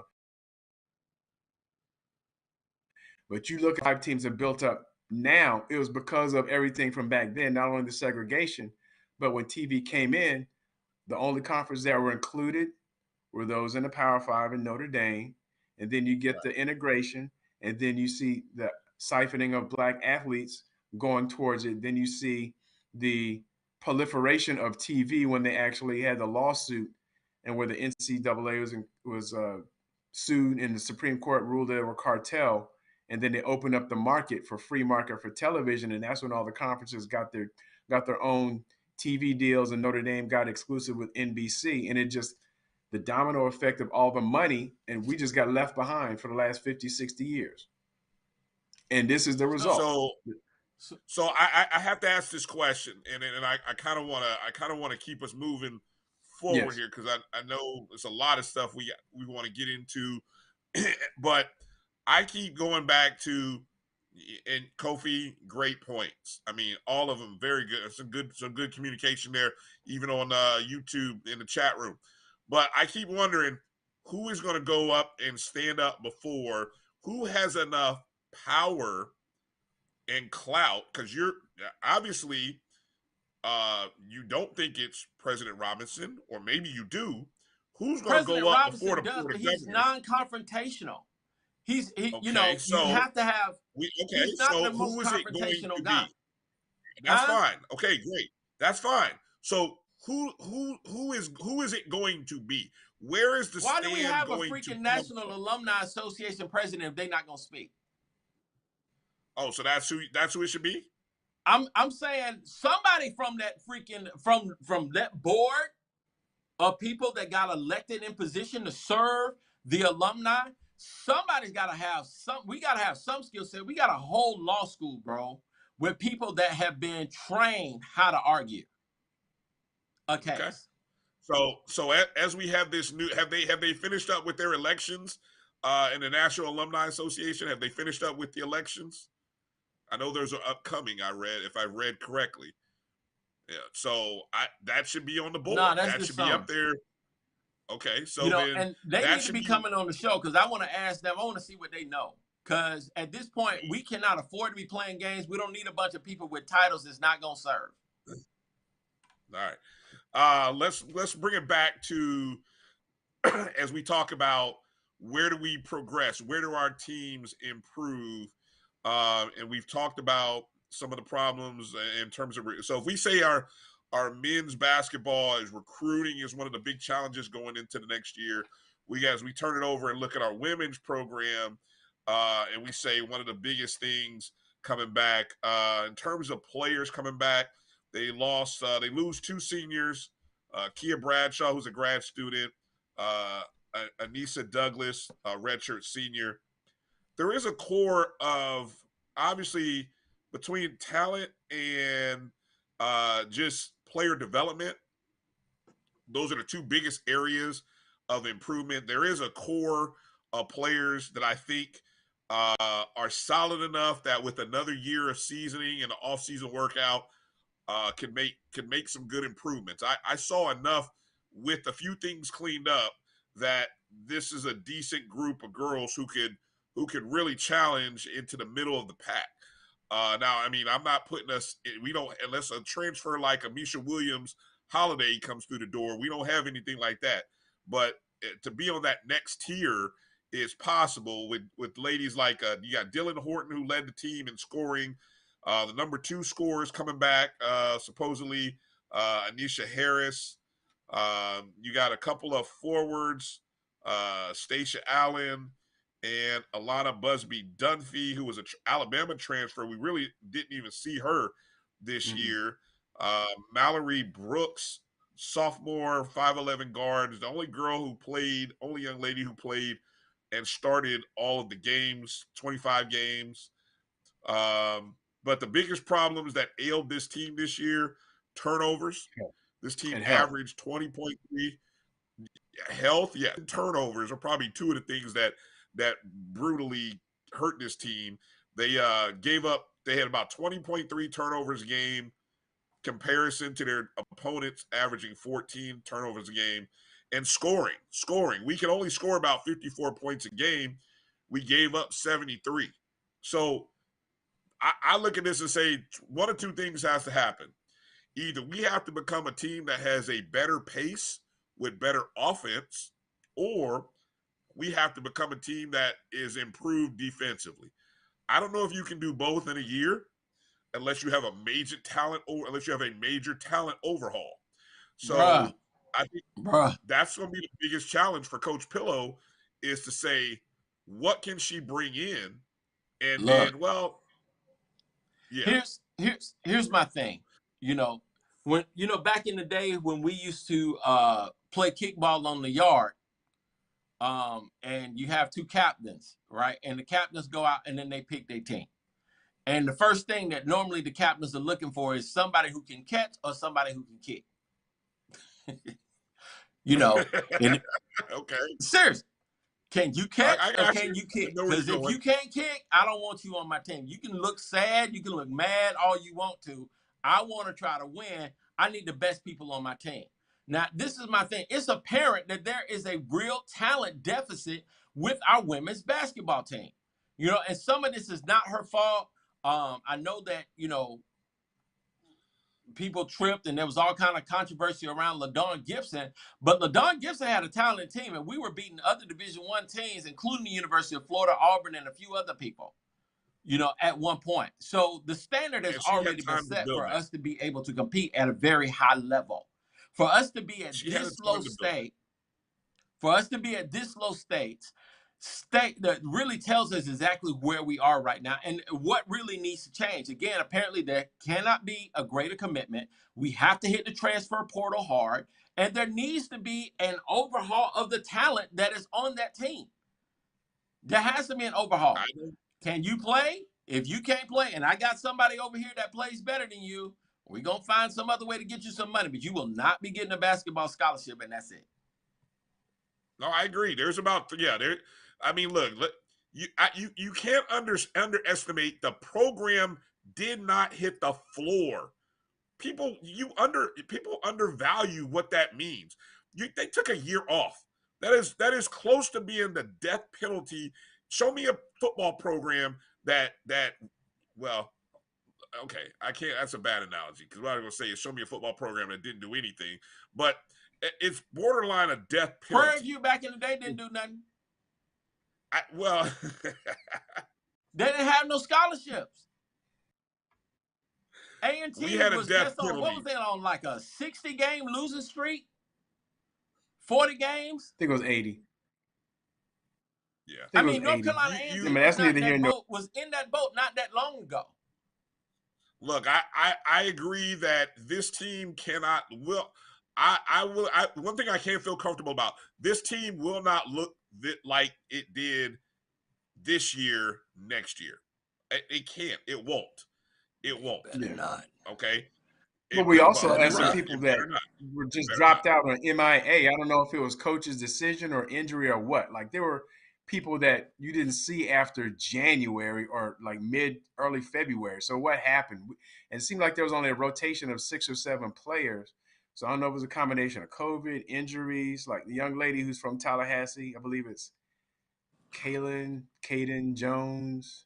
We found out later that Dylan Horton had an injury, and the young lady from Mississippi who recruited on the previous coach, She had a knee injury in preseason, so it's like dominoes falling. So you have limited personnel, and it seemed like a lot of the injuries hit the people who were tall or had a little girth. And we saw in some of the games, like when we played Jackson State and others, where they were just dominant inside because they had more size. Yeah. And so we see the results of this year, but we never really had a fully healthy squad coming off of a year and a half of inactivity with a first-year coach. Thank you. Thank you. That's a horrible recipe. And you know what the crazy part is? We still weren't the worst team in the SWAC. I'll just end it on that. We still weren't the worst team in the SWAC. So people complain all you want. We still weren't the worst team in this. We weren't number 12. We don't care about everybody else, though. That ain't us. That ain't how we roll. It's all perspective. It's perspective, doggone it. Perspective. Let's take a break. Come back. We got some football news to talk about when we come back. We got commercials. See, we got commercials. 2-minute break. We'll come back. You're watching the ONG Strike Zone. We'll be back in just a moment. The Sweet and Smoky Salmon Rub infuses smoked black pepper with dehydrated maple syrup, pink Himalayan salt, ginger, thyme, mustard, and more to make a sweet, savory rub, perfect for salmon, trout, and other delicate seafood. Let's get back to strolling instead of scrolling. Before we can safely come together, we need the facts on COVID-19 vaccines. Visit GetVaccineAnswers.org so you can make an informed decision for yourself and for your fam. When times get dark, we can't see the help that's all around us. Let 211 be your guiding light for mental health and other resources. Call 211 or visit 211.org. Follow the Black College Sports Network and all of our shows on YouTube. You can find us at MyJBN Online and on all social media at MyBCSN1.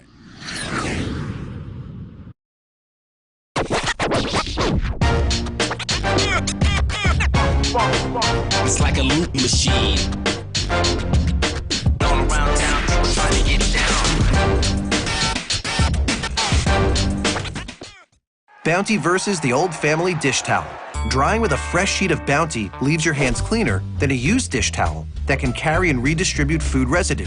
So ditch the dish towel for better hand hygiene. Bounty, the quicker picker-upper. Now, you can live in Texas and not have a good red meat blend. Texas Cowboy Dust is designed for steak and other red meats. It's out to be my most popular spice blend, made with onions, peppers, ground mushrooms, pink salt, and other spices. Texas Cowboy Dust also goes great with chicken, pork, vegetables, and adds a restaurant-quality sheen to gravies and sauces.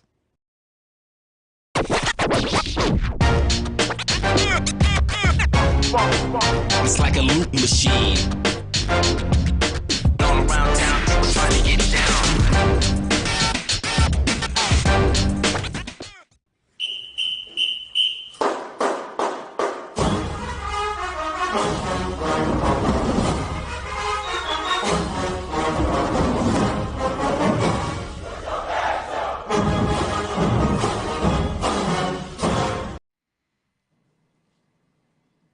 All right. Brian Fulford, Kofi Hemingway, Marcus Green in for Kelvin Rozier, who's out on assignment. I want to remind you guys, go to ncaa.com and join our men's bracket challenge. ncaa.com men's bracket challenge. Our group name is My BCSN 2022. That's My BCSN and then space 2022. It'll ask you for the group name or the password, rather. The password is MEAC-SWAC. That's MEAC-SWAC, all capital letters on MEAC-SWAC. I'll see if I can post that here in the chat room on YouTube. But again, we've been tweeting it out. I'll make sure to tweet it out and post it a little bit later. We got to get some more people in there. It's pretty depressing only seeing a handful of folks. But that's all right. Maybe you guys are busy with other pools and stuff that you're in. The NCAA tournament starts tomorrow. Shout out to Howard Women. Howard Women got a win. Good for them. That's 2 HBCUs in 2 days in the big tournament. All right. Football related goodies.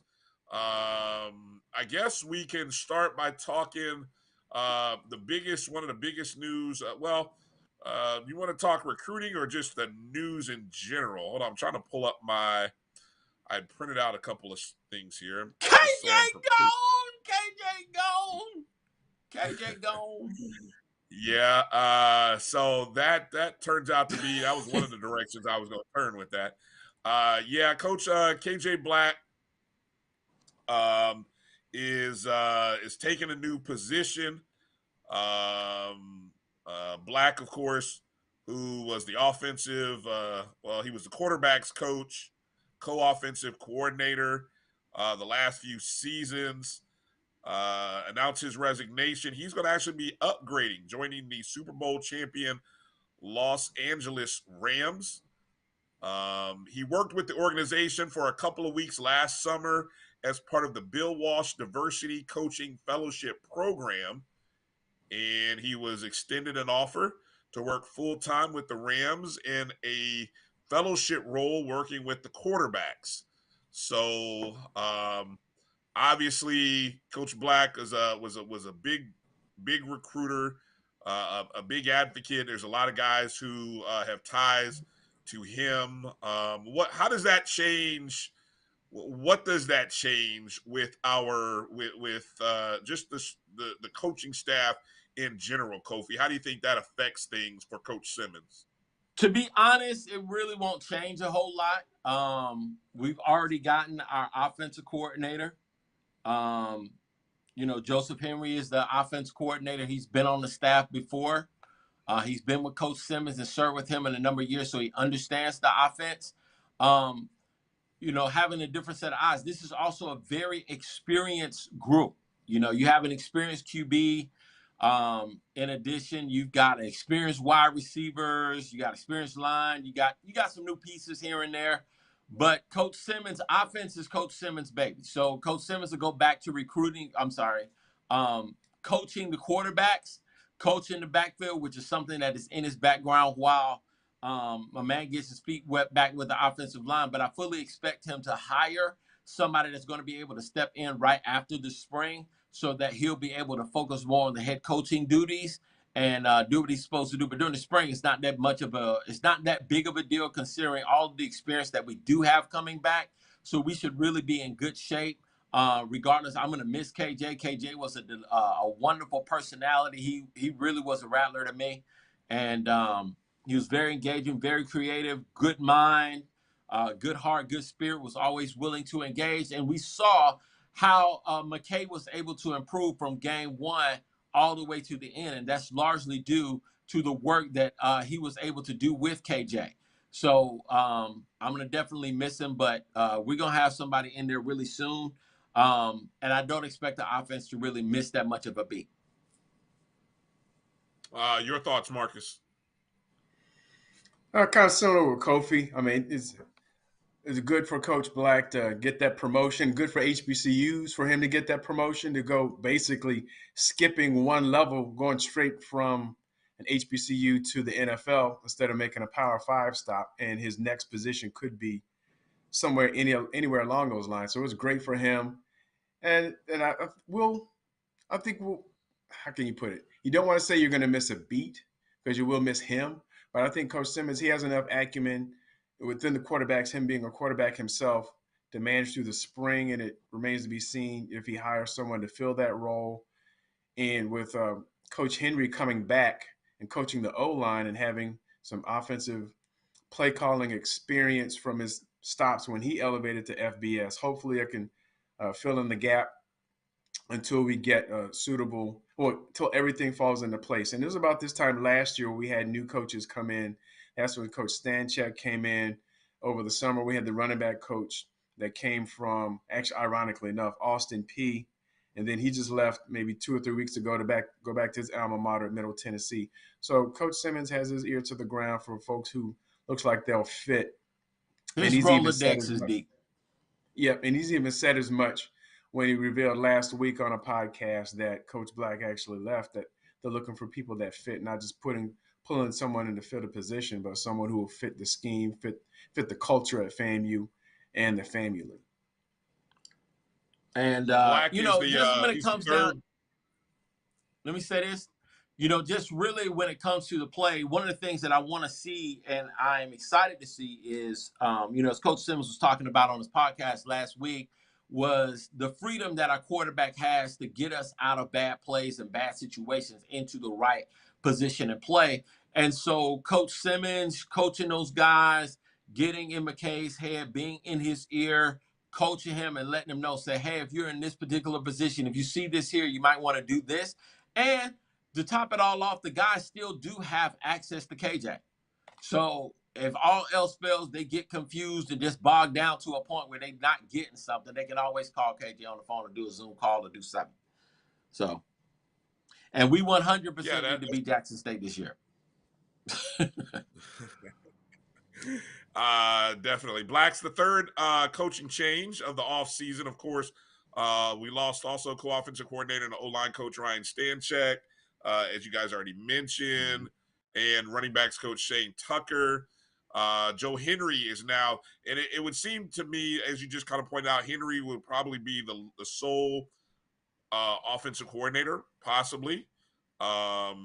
You know, and then if Simmons goes back to being the quarterback coach, you know, and it's a good problem to have. I think whenever your assistant coaches are being, you know, picked up by other places, that goes to show, one, it shows as somebody who does the hiring that you've hired good people, but also that you at some point have done a good job of developing good staff. I mean, you know, guys who, you know, when they move up a level and they were under you for a couple of years, I mean, I think that says something positive. So yeah, it'll be interesting to see how big a loss these are. Looking at some notes here from spring camp, obviously the Rattlers are taking a break for spring break this week, but one of the stories that I'm kind of reading here from out of the Democrat, of course, the battle at quarterback, where still you have Coach Simmons not necessarily saying that Rashawn McKay is the starter. I don't know if we like or dislike that. I'm always one of those people that say if you have a quarterback, say you have a quarterback. This indecision stuff, to me, I get you wanting to create competitiveness, but I think at the same time, I like to see commitment. And so, if Rashawn McKay is the starter, say he's the starter, but he could lose it if he's not playing well. And so, this article states that McKay being pushed by transfer Jeremy Musa from Vanderbilt. We already talked about him, 6'3" kid coming out of San Bernardino Valley College before he went to Vanderbilt. No word on, I'm trying to see who else is in that quarterback room that makes mention. Marcus, what do we know? Yeah, we can't forget about the future, Maritovic. And then what else we've got there, Marcus? In the quarterback room? Quarterback. Yeah, in that I'm not sure if the article mentioned them. Yeah, so we still have Ja'Cory Jordan, Maritovic. Gosh, slipping my mind now. Who's the three? But it's 7 deep in the freaking room. All 7 are not going to play. I mean, everybody's basically returning. We know that. Who's the other one from Sapp? Cameron Sapp. Is he still on the roster? Cameron Sapp. He's still in the room. He's still in the room. God bless that kid.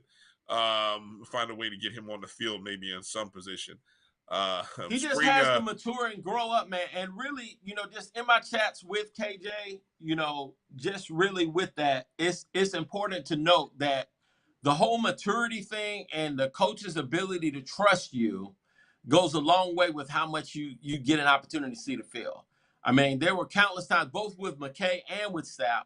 I mean, Sapp changed the momentum in the Mississippi Valley game. I mean, we could have gone up like another 14 points if he doesn't fumble that ball down there at the darn inside the goal line, inside the red zone, inside the 5-yard line.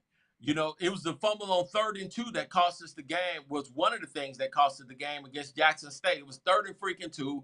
We're at on their side of the field, fumbled the ball. Jackson State recovers. They didn't go anywhere, but still, if we scored there, just getting in field goal range, we win the game. All right. Yeah, a lot of people on the board. Yeah, Hello? Cameron Sapp is still he's still there. So I know a lot of people are like, Sapp's still there? Yeah, Sapp's still there. So now, yeah, one other thing that was mentioned, spring break note, he in the podcast with Rory Sharrock and TDO on the Tallahassee Democrat, he mentioned some normal bumps and bruises in spring camp, but he did mention that I guess he'd be rising sophomore wide receiver Jermaine Hawkins suffered a knee injury in spring practice, so they're hoping to have him back at some point during the season. So that wasn't really widely revealed until he mentioned something on the and Rory asked him specifically about injuries in camp, and he said that he did have that one knee injury to our freshman wide receiver, well, rising sophomore wide receiver. Right. In terms of recruiting news as it relates to football, one of the big headlines that just came out today, matter of fact, this afternoon, described as one of the most versatile high school football players in Southwest Florida. That's North Fort Myers Jr. Levante Bo Somerset announced that he will be playing at FAMU. He's a 3-star, according to Rivals. Somerset, 5'11", 185 pounds. Is he a receiver or running back, Marcus? Athlete. A little bit of both. Athlete, and actually, he led them in offensive yards this year, his particular team. And look, he plays some of everything: quarterback, running back, wide receiver. I mean, he's an athlete. And when I watched his huddle clips, he reminds me a lot of a Zende Ray. Even the way his running style, I like Zende Ray. Some of the jukes, and he's about the same size that a Zende was coming out of high school. He also played some as a defensive back, where he recorded 51 tackles, 2 interceptions, and a fumble recovery. So it'll be fun kind of watching this young man in his senior year at North Fort Myers. Mm-hmm. And 2 things about that was interesting to me was that, number one, that's Coach Prime's stomping ground. So when he got an offer, he actually tweeted the offer yesterday, and then he committed today. So I was like, oh man, Coach Simmons is going down in the Coach Prime's backyard. The other thing is we've seen, or at least some people have seen, the people who try to follow recruiting for FAMU have seen that some coaches, specifically some either in Dade County or in Southwest Florida, mention that FAMU doesn't really come down there. So it's good to see us get a recruit from that area. We did sign someone for the class of 21, a defensive back out of Naples. So it's encouraging to see that we're but we're bearing some fruit from the effort that's being put in by the coaches to recruit Southwest Florida. Yeah. All right. What other football news and notes you got for us, Marcus? Anything else that you've seen out on the recruiting trails? Oh yeah, a lot. I don't know if I have time to get to all of it, but man, we've been cranking out offers a lot in the last few weeks. We've offered the big 4-star, big talking points. All right, we offered a 4-star defensive back out of Eau Gallie High School, and coaches are 2 FAMU grads. Chris Sands is the head coach, and former DB Kyer Hall is his position coach, and he's the number 184 rated athlete for class of 2023. So we'll see if that bears fruit. Now, he visited Florida State, I believe, this past weekend, or 2 weekends ago. I can't remember which. So, and I don't know if he visited FAM. So hopefully he'll come back around and give us exclusive time. Next one, Randy Pittman, a 3-star tight end. We may have talked about him before from Mosley High School. Might have talked about him a couple sessions ago. We offered Trovon Ball, who's a offensive lineman out of Atlanta, Pace Academy. So, they're really on their stuff. And Luke Rector, who's an defensive lineman out of North Carolina. So they made quite a few offers in the last few weeks, and actually a couple of 2004 offers as well. So they're laying the groundwork for getting positions of not only of need, but of desire. Now, the big thing yesterday, we offered a 4-star athlete out of Atlanta, Buford High School, who's already rated as the number 3 overall recruit for the class of 2024.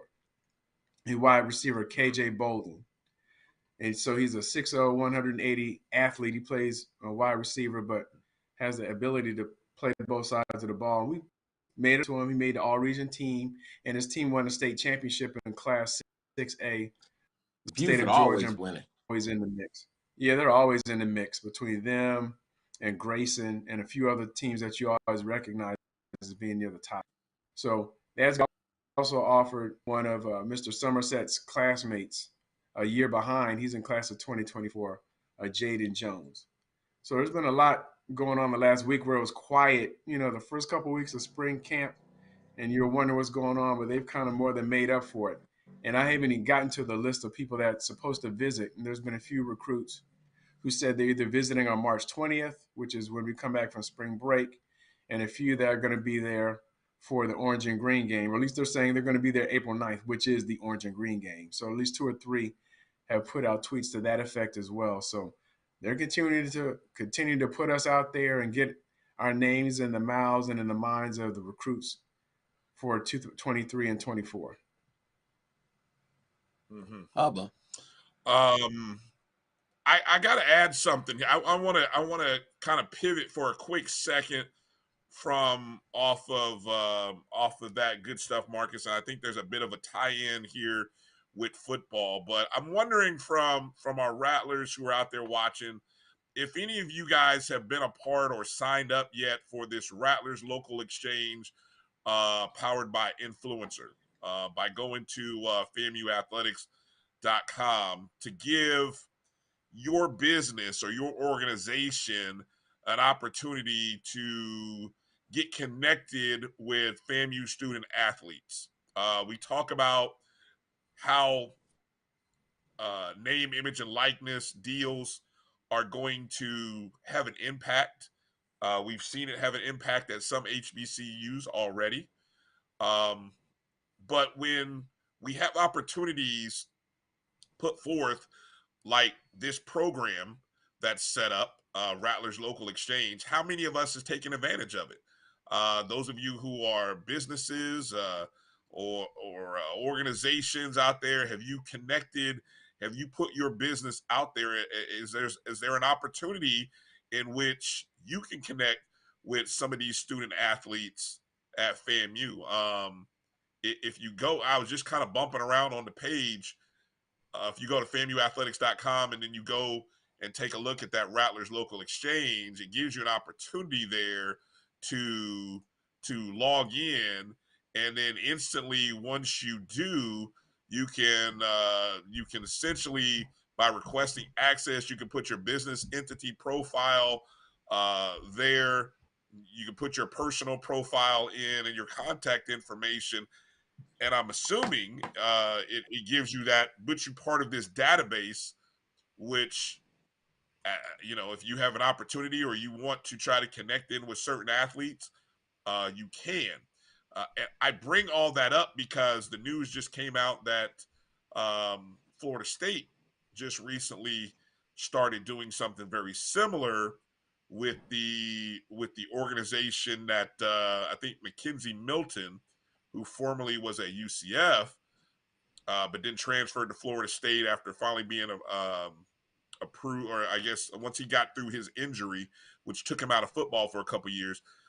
But he started that service, and I guess they've got, I'm not going to give out their webpage, but Florida State started something.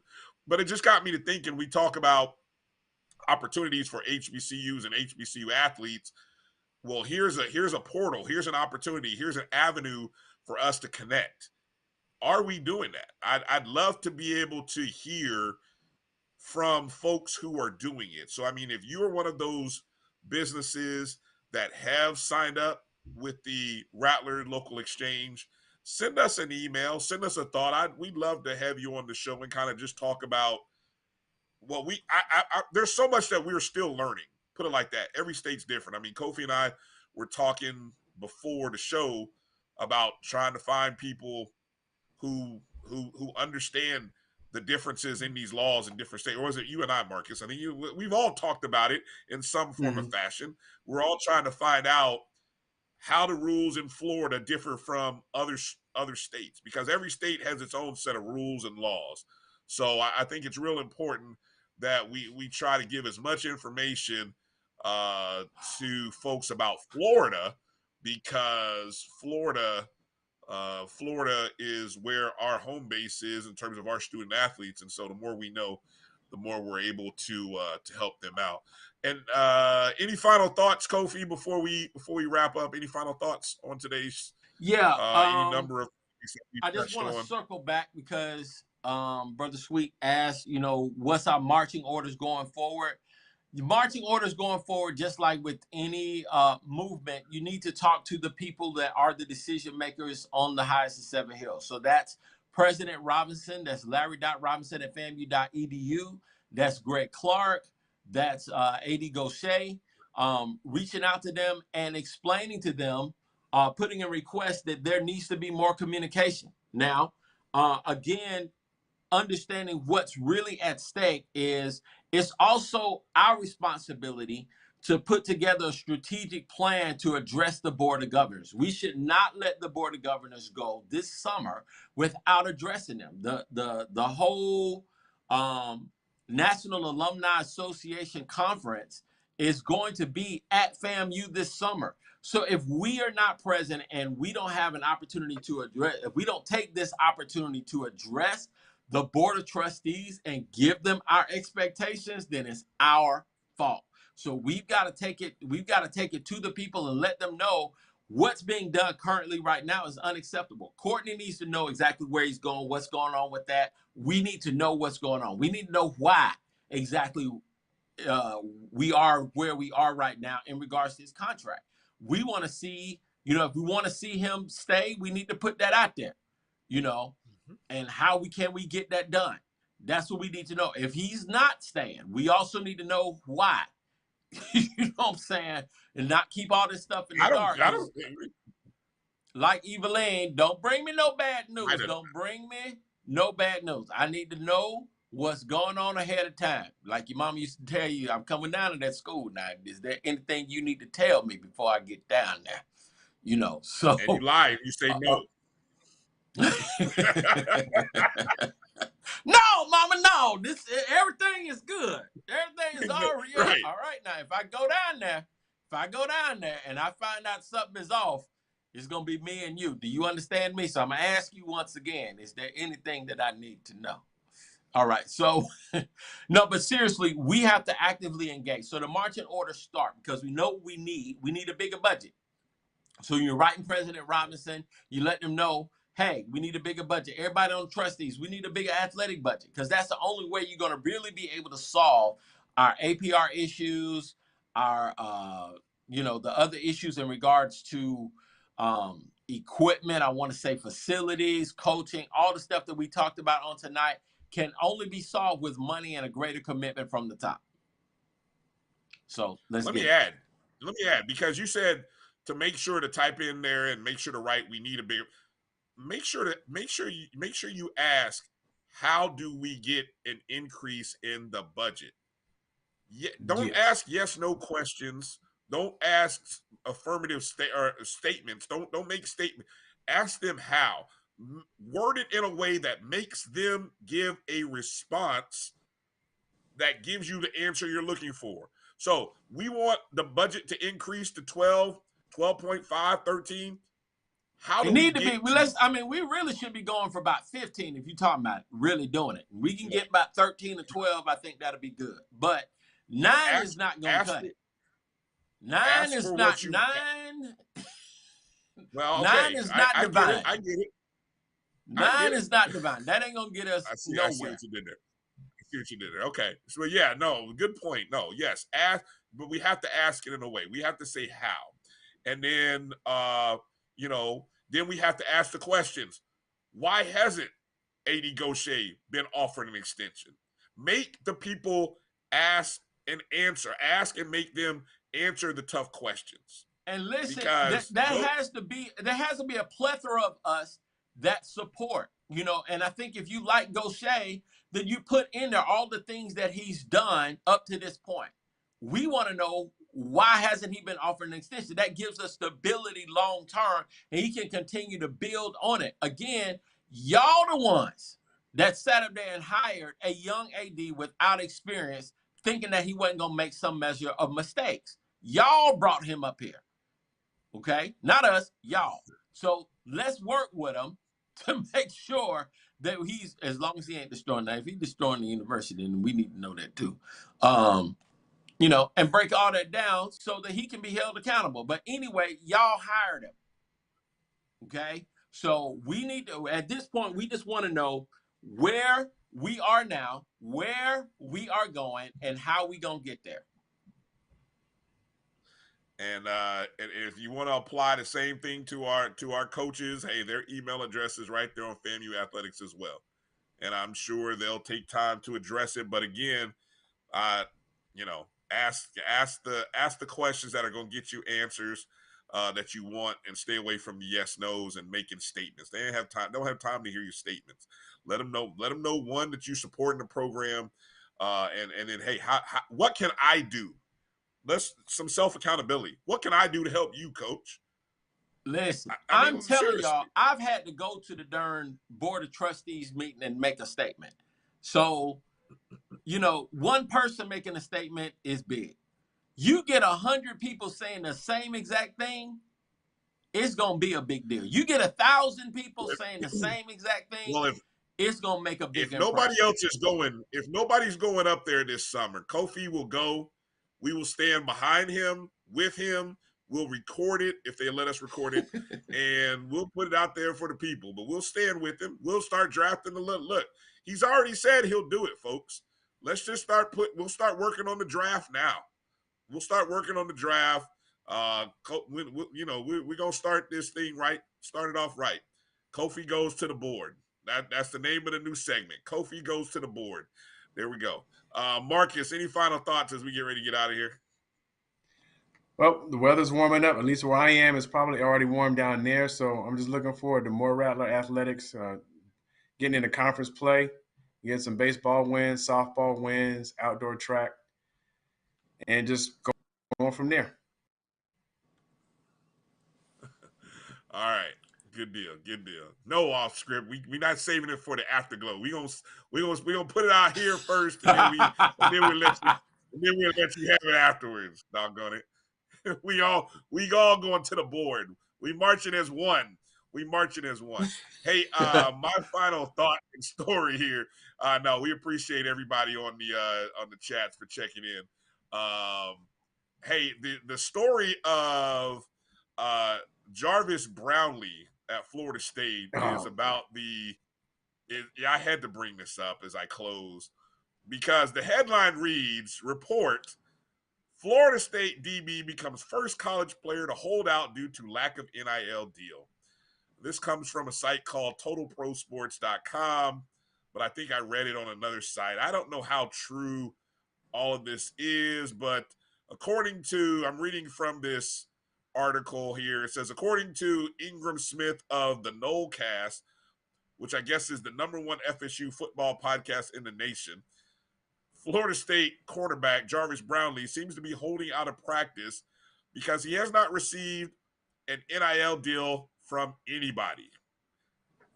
Reading a quote from a tweet here, March 9th, Ingram Smith says, the Jarvis Brownlee situation is an interesting one, and I'm sure there are two sides to every story. As I understand it, the frustration is not about the lack of an NIL deal, IMO, which is, in my opinion, there was one present. From what I have heard, Brownlee did not meet the minimum requirement of the agreement, and as such, compensation has either been delayed or will not be occurring. Now, you shared something real interesting, Marcus, about Mr. Brownlee. What was that you shared with me earlier? Oh yeah, we think we actually offered him 2 or 3 years ago. I can't remember. He's one out of one of the Miami high schools. I can't remember if it's Carroll City or Central or Northwestern, but we did offer him. And then he got a Florida State offer, and then he jumped on. He made his choice. And I'm not saying that in a bad way or anyway, but just interesting that I don't know how all this cascaded and how it got to this point.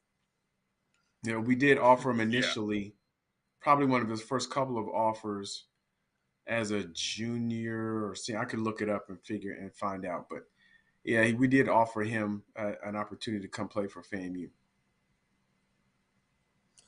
Yeah. So I mean, just talk about just a series of bad headlines that just hangs. I just can't imagine somebody's actually holding out there for an NIL. I mean, like, come on, man. We really? got DBs, bro. Oh, we don't need a DB. Yeah, I'm just saying in general, though. Yeah. So I don't know if the kid is off script saying they said he's ineligible. I don't know, man. Look, it's a bad press look. It's a bad look. You're holding out, especially in college for NIL. You doing that in college? The pros gonna be looking at you like, Negro, please, no. You holding out in college and don't have, boy, please go somewhere and sit down. Yeah, we offered him in May of 2018. He's a class of 2019 graduate, Carroll City High School. All right, Carroll City High School. Well, hey, no judgment. All right, then. All the best to Mr. Brownlee, and hopefully he finds what he's looking for out there in that space. And for everybody else here, I want to encourage you again, one more time, go NCAA.com, join our March Madness Bracket Challenge. The tournament starts in just over 12 hours tomorrow at noon. Real quick, have you guys filled out your brackets yet? Have you thought about that? Have you put a bracket together? No, I gave up. I ain't studying that darn bracket. After everything, I ain't got time for that stupid bracket. But that's okay because you can still join. You see, so plugged here. You can still join the BCSN Black College Sports Network Bracket Challenge. Be a part of our group. Again, NCAA.com. The group name is MyBCSN space 2022. The group password is MEAC-SWAC. That's all capital letters, capital MEAC-SWAC. So encourage you guys to go sign up, be a part of it, and we'll go from there. So that's going to do it for this show.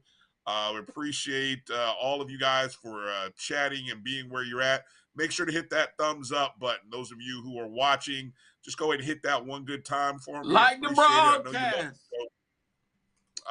Hey, again, there's plenty of ways that you can support our show. You can go on Google, actually on the Spotify and Anchor. There's a link there where you can support the podcast, BCSN Podzone. You can go to myjbn.com/support. Support the Black College Sports Network there. Go download the Jericho Broadcast Networks app on your Google or Apple Play Store. Just search MyJBN and MyBCSN. And as always, hopefully you are already following us on Facebook, Twitter, and Instagram at ONG Strike Zone. Again, got to give a shout out to our guest from the first hour, Evan Galloway of Twitter, who shared with us how that Twitter communities was set up, how it came to be.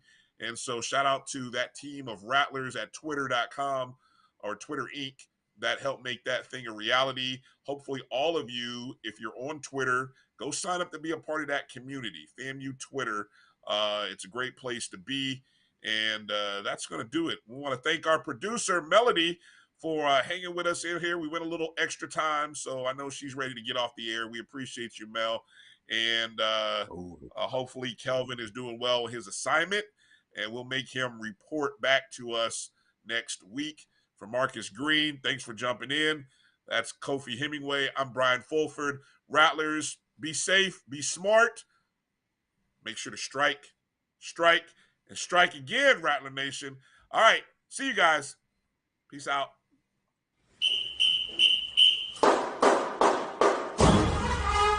Thank you.